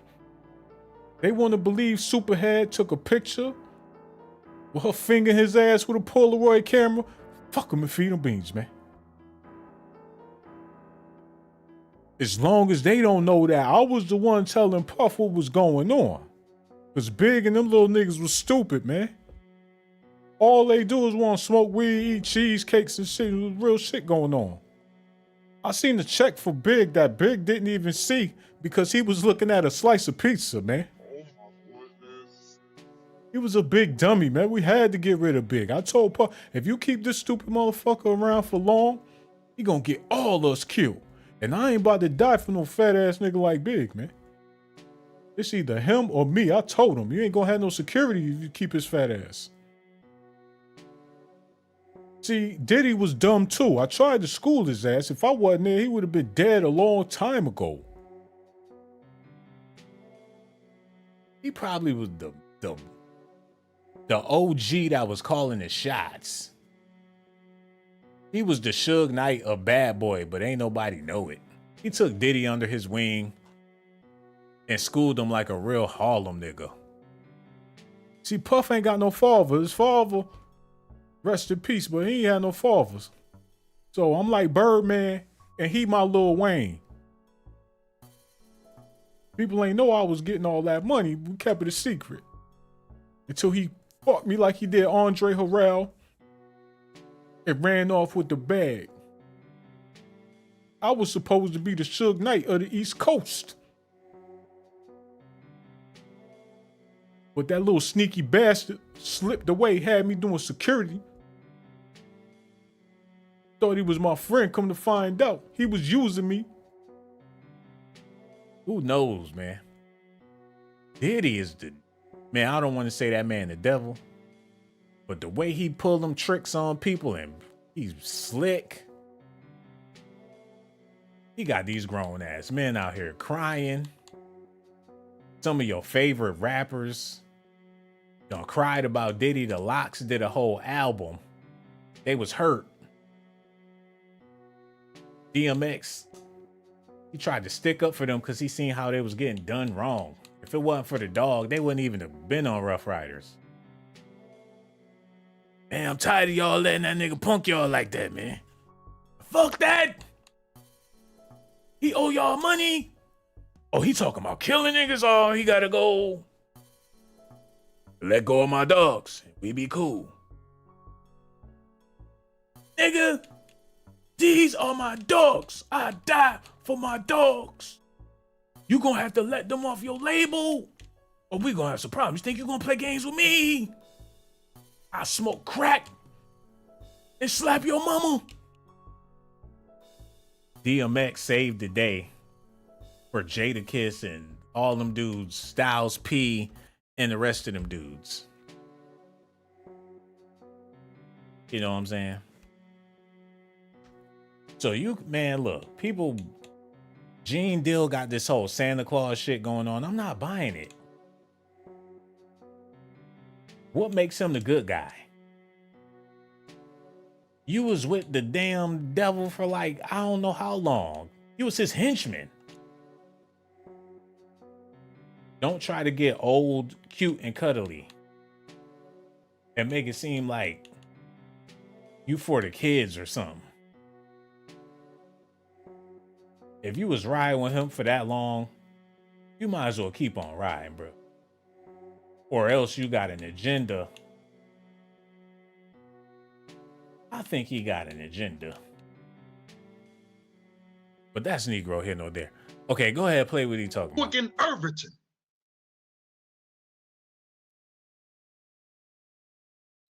Oh, you think this shit is funny, big man? Pow! Oh, shit! You ever been hit with a motherfucking pistol? You feel it from the top of your head? Motherfuckers. Wait a minute. I've been around humble people too. I thank God that he brought me through this and changed who I was. That's why I can come on here and talk to you guys. I've been around niggas that left niggas' head on the stoop. But in the same token, they can read the Egyptian Book of the Dead and hieroglyphics. That's how smart they was. The sinister mother.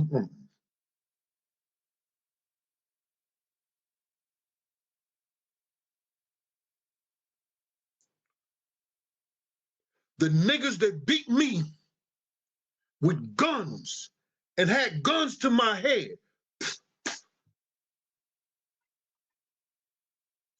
they'll tell you, I'm laughing.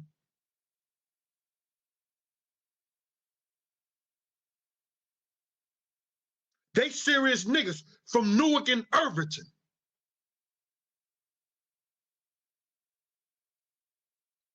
Oh, you think this shit is funny, big man? Pow! Oh, shit! You ever been hit with a motherfucking pistol? You feel it from the top of your head to the bottom of your toes? You're like, woo, make you want to dance. Niggas wasn't playing. But I'm making sure they all right. Y'all all right, man? This is a robbery, right? This is a robbery, right? Shit. Y'all came like I was Gotti. You think that shit is funny? Pow! Whoa. Get on your knees. Man, I'm too big to get on my knees. Think it's a joke? Nah, it ain't a joke, bro. Y'all came to rob me, right? This is a robbery, right?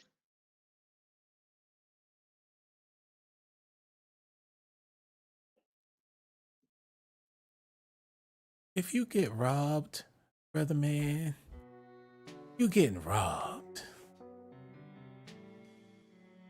It ain't no cool way to get robbed. He trying to convince everybody that he turned into fucking Michael Jackson or somebody during a robbery. The nigga hit me. I said, bye. I turned around, did the shimmy on him. Started doing the moonwalk on them niggas. Y'all came to rob me. Well, I'ma have a good time. Matter of fact, let me fix me a bowl of ice cream. Let me fix me a bowl of ice cream and watch y'all rob me with the blood dripping into the bowl. You ever seen a nigga eat bloody ice cream? Well, here we go. I'm insane in the membrane. Even when niggas robbed me, I kept it gangster, man. They took off my clothes. I'm sexy, nigga. 6'3". Looking good. Butt naked, tied up. Niggas had to do a double take. What you looking at, man? The smoothest getting robbed nigga you ever seen from Harlem. Hit me on my head, bow, had to do a shimmy, shake, turn around, look back at it and fall out like a jackrabbit. Oh, you think this shit funny? Oh, it's a robbery, ain't it? Ha ha, ha ha ha, ha ha, nigga. Bullshit, man. Gene motherfucking Deal. We're gonna go on and on and on and on with this for years, and people gonna eating it up like Fritos. They can't wait for Gene to do another live so they could snack on his bullshit. You was a bad boy, and the last we heard is bad boy for life. All them other dudes don't went crazy, and you out here sounding like you lost your freaking marbles. because Diddy stopped loving you or whatever the case is, bruh. Keefe D is in jail. And if anybody got a motive to keep it a buck, if anybody got a motive to keep it all the way real, it's Keefe D right now. No more time for entertaining the blogs. No more chit chat for the barbershop. This man need his insulin. He about 70 years old. He got to take his pills. He's sick. He don't feel good. Keefe D got a boo-boo. Oh, shit. He could feel the snitch coming on. I don't snitch. I'm going to die, cuz. He talking to his cellmate like, man, I know you ain't going to respect me for this, cuz. If I don't snitch on these... if I don't snitch on these... somebody give me my pills. He about to let Puffy fry. He got all the motive to rat out Gene Dill, Reggie Wright. And that's why Gene Dill is so damn drunk and paranoid about this. He look like he ain't been getting no sleep.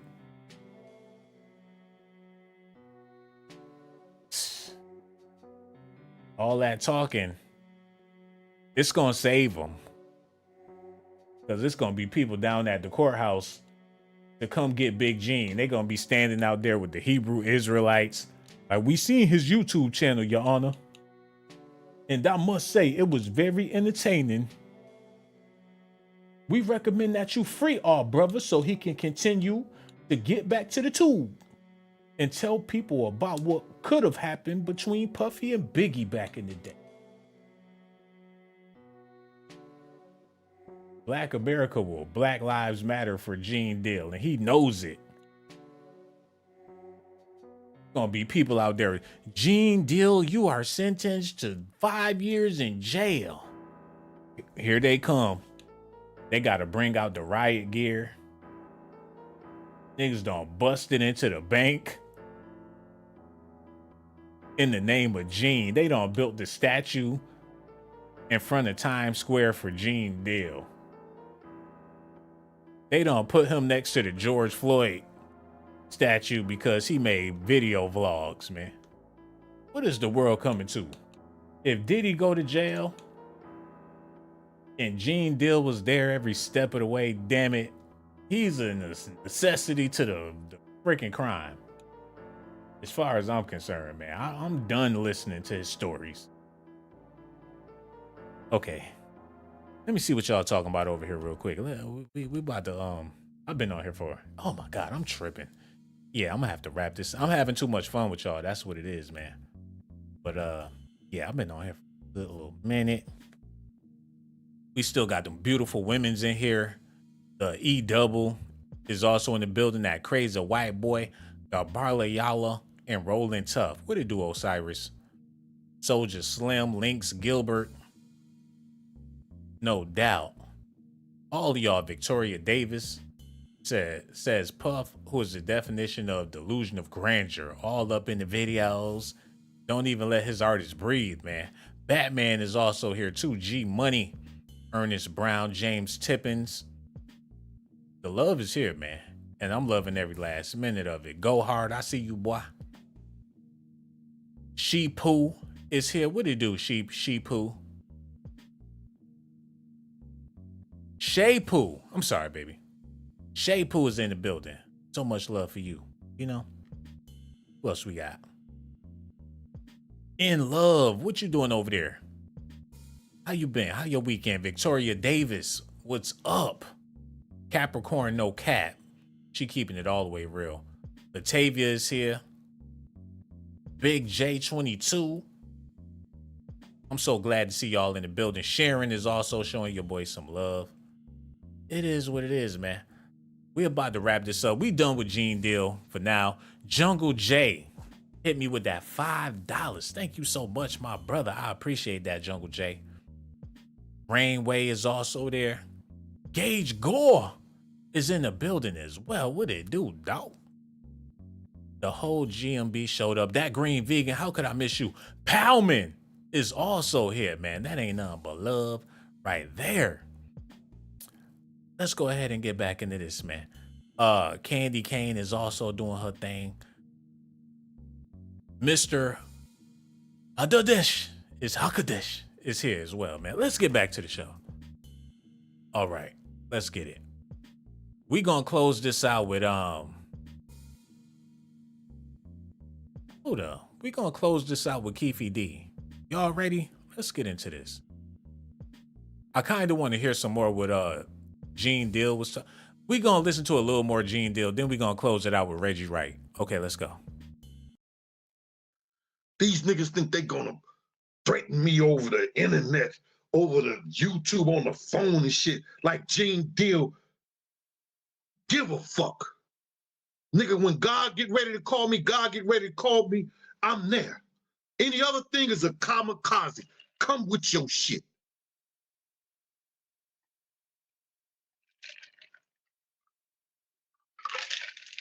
Because I'm doing mine in the name of Father and Son and the Holy Spirit and these 15 bitches in this damn clip.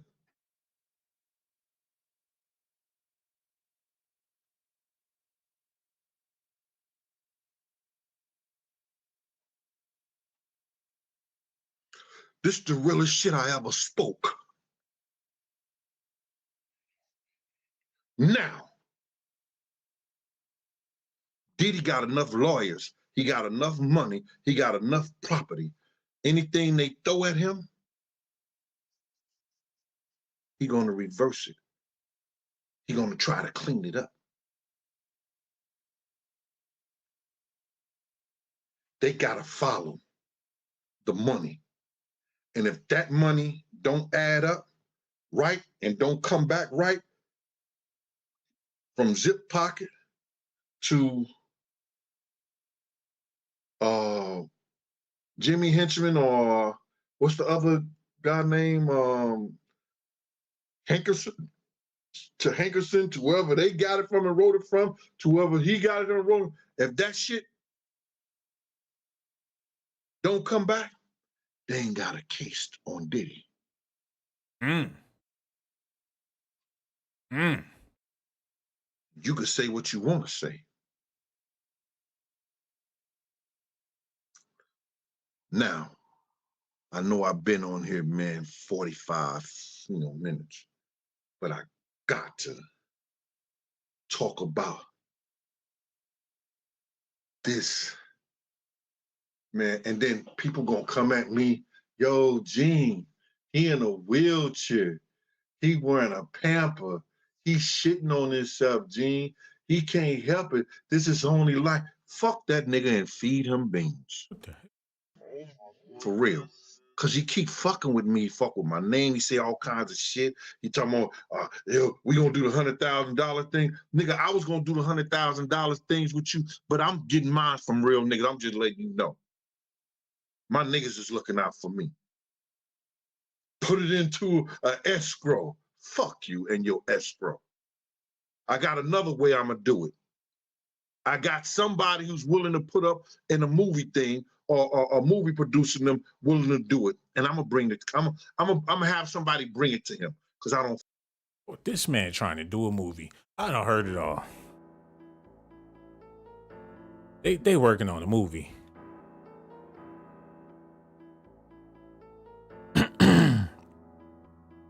That's where 50 Cent come into the picture. He'll take your story and turn it into Walt Disney. The same way they did the BMF show.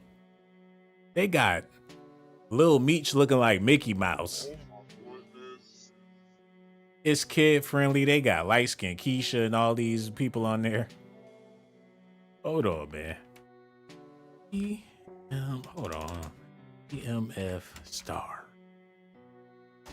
They trying to work on a bad boy. They gonna have somebody play. They gonna have Murder Mook play Mace. They turn BMF to a Walt Disney show. So people out here telling stories and they want people to People think this how it really went down. This shit, don't none of this stuff add up. You mean to tell me Big Meech is 70 years old? He was getting money like that in the 80s and whatever. They got shit don't make no damn sense. They got Big Meech and his brother looking like they are part of the Jackson 5. They did a Jackson 5 special for BMF. That's basically what this is. He looked like Jermaine Jackson. That's probably the same dude that played Jermaine in the Jackson 5 movie. They gonna take the Diddy story and do the same thing with Gene Deal's account. He gonna try to be the next 50 Cent. With them pipe dreams, what is he smoking? They not gonna, you think Diddy gonna allow for them to make a movie with anything of his liking and not be involved? Y'all just gonna make a whole bad boy movie behind that man back. Y'all must plan on going to Nollywood with that shit or something. Have an African Diddy and can't even say that his name Diddy. Dodo. I call the shots. I run this thing. Come on, Dodo, you tripping. Oh, whatever, piggy. Where's little Gina? Instead of Lil Kim. Instead of Tupac, it's going to be 4 Poppy. If I would have never started beefing with 4 Poppy, I would still have my life. They're going to go to Cuba and do the movie. Like, all we do is get money. What you say? What you say? Get money. It ain't even going to be hip hop beats. It's going to be reggaeton beats. Dum, dum, get money. Dum, dum, dum, get money. He think that Diddy gonna allow him to do a whole... Hold on, is that Stevie J and Young Miami? What the fuck going on?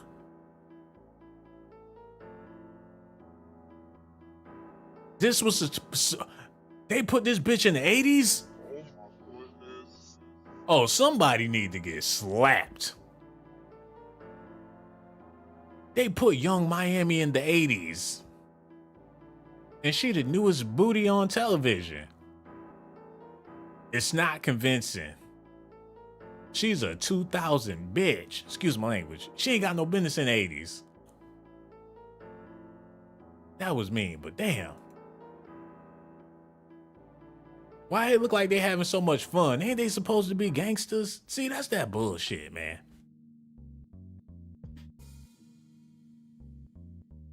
A scene where everybody's smiling in a gangster flick.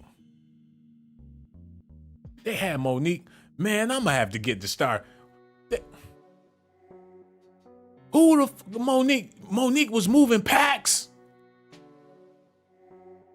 Oh, man, get the.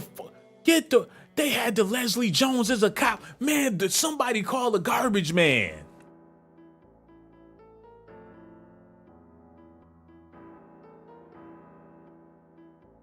Oh, man. This is nothing but fluff. They look like some paid gangsters and actors. They got Leslie Jones and Monique moving packs. Sipping Kool-Aid with a bonnet on. Get this book. Like, baby, it was so hard out there when I was coming up. You youngsters gotta know, if you're gonna sell dope, you gotta sell it to your own kind. Oh my goodness. Don't worry about their tears and don't worry about their struggle. As long as you're paid, well, you can live like me, little daddy. What type of honor? That ain't even honorable. And she talking about doing it for fat black girls. I'm a strong black woman, and not only am I strong and black, but I'm also fat. And that's why you should respect me, because your mother is probably fat and black. Then she go out here and do some ratchet shit with 50 Cent. I'm like, ooh, 50. I love you, 50 Cent. Wasn't she in Soul Plane sexing people up because she thought they looked like 50 Cent? She took a dude in the airport and put him in customs, and all you seen was his balls and meat flying. Hold on, man. Oh, he looked like 50 Cent. She was a big girl freak for 50 back in the day. Hold on, y'all. Eek. Dang. I could pull it up. This is the scene right there. Look at this shit, y'all. She thought that nigga was 50 Cent. She lost her damn mind. Like, I'm about to lick every crevice of your body. A big freak. He went through the metal detector and that meat went off. She's like, oh, nigga, you gotta come to the back. They put the metal detector on his penis and started humping like, oh, we about to fuck this nigga that night. The most ratchetest movie. This movie is embarrassing, y'all.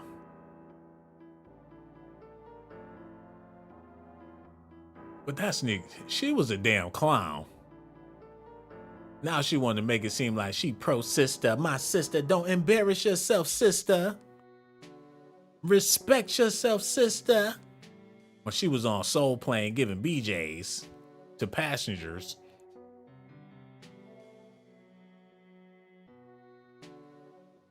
She was worse than friggin' Tiffany Haddish at one point. They had her out there wilding. She came out twerking like Beyonce before Lizzo on stage at the VMAs with a bunch of big girls.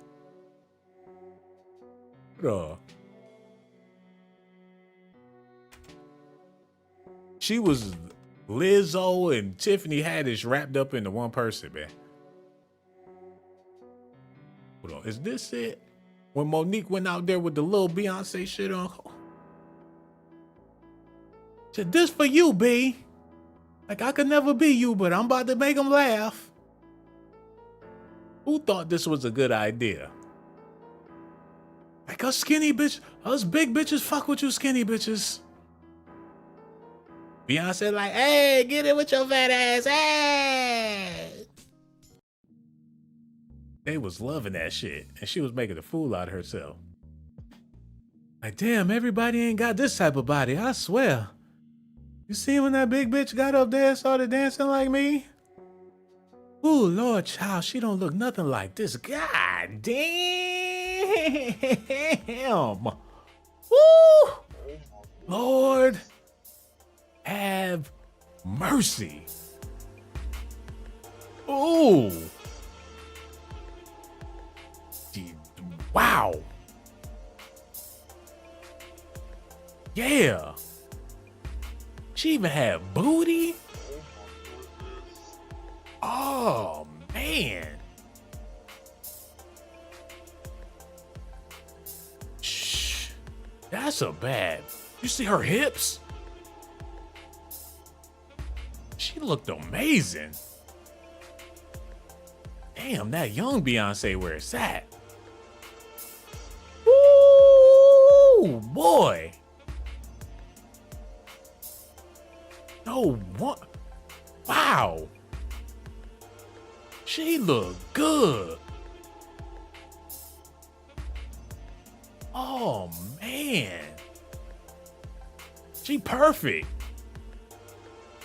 Yeah. Man, I would have wiped her up too. No wonder they was going crazy for her ass back in the day. She was a very, very, very, very bad bitch. And she was natural. Yeah. Wow. Okay, we got to get her off the screen, man. We ain't here to talk about her anyway. Oh, turn that down, Reg. I'm over here tripping. And I say all that to say, Monique ain't had no business. You ain't nowhere near that, Monique. Come on now. That was retarded. Hold on, they had her on the stage with her. I just said, look, I ain't doing that girly gossiping and spilling tea. I'm spilling Hennessy, man. All over y'all areolas. She got her back fat coming out her dress. Beyonce looking a little pudgy too. She must have really started hanging with Monique. And that's what fucked up her frame. But we could be friends. Like, what you doing? I'm about to eat. Ooh, I want to eat too. She had a strict diet before she became friends with Monique. Like, yeah, we got 2 big girls up here now. She's trying to suck in her gut. Her back fat coming out her. She better quit hanging with her big ass. She's she trying to suck that gut in all night. She look like she got a boo-boo. She pooting on stage. She looking all greasy and shit. Look how greasy her skin look. With Monique. Keep them donuts out your circle. Look, she got Fantasia getting fat. Every R&B singer she get around, they start putting on weight and looking greasy. Like, shit, bring me some Popeyes, bitch. Monique was Uber Eats for the celebrities before Uber. They see Monique on the caller ID like, shit, I'm about to get my eat on. Every time she called, their stomachs start growling. Like, bitch, I just left Popeyes. I'm going to the Subway. I'm about to come see you, baby. We gonna eat good, baby, yeah. Even Diana Ross got with her so she could gain some weight. Like this, she looking like this bitch stank. Why she look so unimpressed with Diana Ross? Diana must have called her something real mean. Ooh, you a biggie, ain't you? She hurt Monique feelings. Who's your big ass? Who's the big girl? Who's the big girl? You want me to take a picture with this bitch? Oh, come here, honey, and take a picture. Get your fat ass away from me now. Diana Ross played her to the left. Like, where's Beyonce? Y'all got me doing stupid shit. She probably was talking shit all night. Had me in the picture with that thing. She weighed about 500 pounds. They better not put that in no magazine. Her husband looked like he ready to fight just in case somebody say something mean about his wife. Like, who you calling fat, man? It's no... It's no telling how many bar brawls he got into over Monique, man. Gotta fight a nigga every day disrespecting my wife. Why are you looking at her like that, man? She ain't that fat. I'm here for you, mama. On the red carpet. That. This nigga named Jerome? Jerome? This nigga named Jerome. If you gonna change everything else, you figure the last thing or the first thing he should change is his name. Can't be looking like Miss Thang and your real name is Jerome, bro. What you doing? Anyway. The Tia and Tamara twins, they didn't age gracefully. They starting to get old. They ain't got that sex appeal no more. They all start looking like Raven Simone after a while. Doja Cat and all of them. They look good when they're young, but man, it only lasts for so long. That black don't crack, but you know. I think they still look good, but they all start looking like Amanda Seales after a while. Even Alicia Keys, you know what I'm saying? You don't know if that's Alicia Keys, Amanda Seales. That could be Diana Ross's daughter. They all start looking like that when they get old. That could be the chick that be in the Wayans Brothers movies, the chick that was in How High. That could be her. You don't know. It could be Maya. It could be in. They all start looking like that. They be looking like hold on, I'm gonna show y'all who they start looking like. And this ain't no disrespect.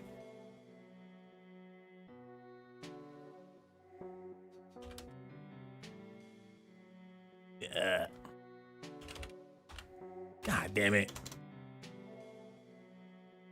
I done forgot my point over here trying to type this shit in. Yeah, they all start looking like him after a while. Don't they? Get the beat together. The Nightmare Before when they start getting old, they be looking just like the dude from the Tim Burton movies, man. Looking all ghostly. They eyes be sunken in and shit. And this ain't no disrespect to them, man. Wait a minute, just one more before I go. Keep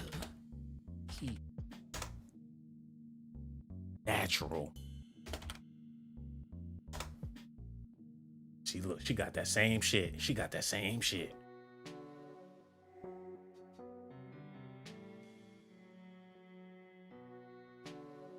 Oh. They all go through it, man. They be fine as fuck when they be young. Let that 40 start creeping up. And don't get me wrong, Alicia Keys still look good, but she look like she'll take your girl and press you about it. She a hard New York chick at the end of the day.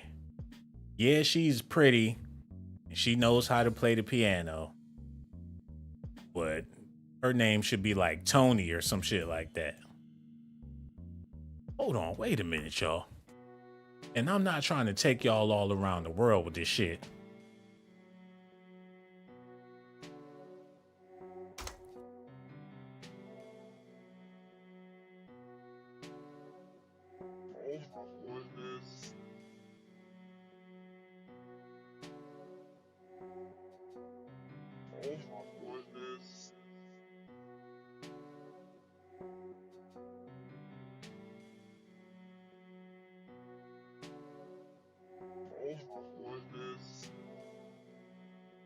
They got the same teeth, the same nose, the same eyes. They even got the same head. Look at her head and look at her head.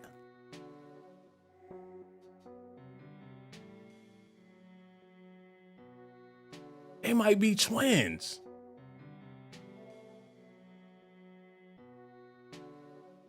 Is that a beard? Is that a beard?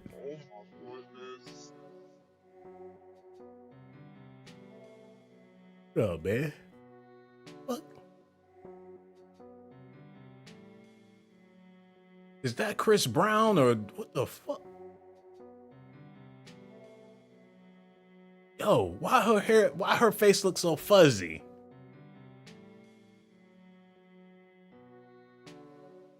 Is them razor bumps and shit? The hell? Find out she be shaving. Got whiskers. Yeah, I'm about to get out of here, man. Make sure you hit that like button. Subscribe to the channel. Hey, all y'all ladies out there, I got so much love for y'all. I gotta go.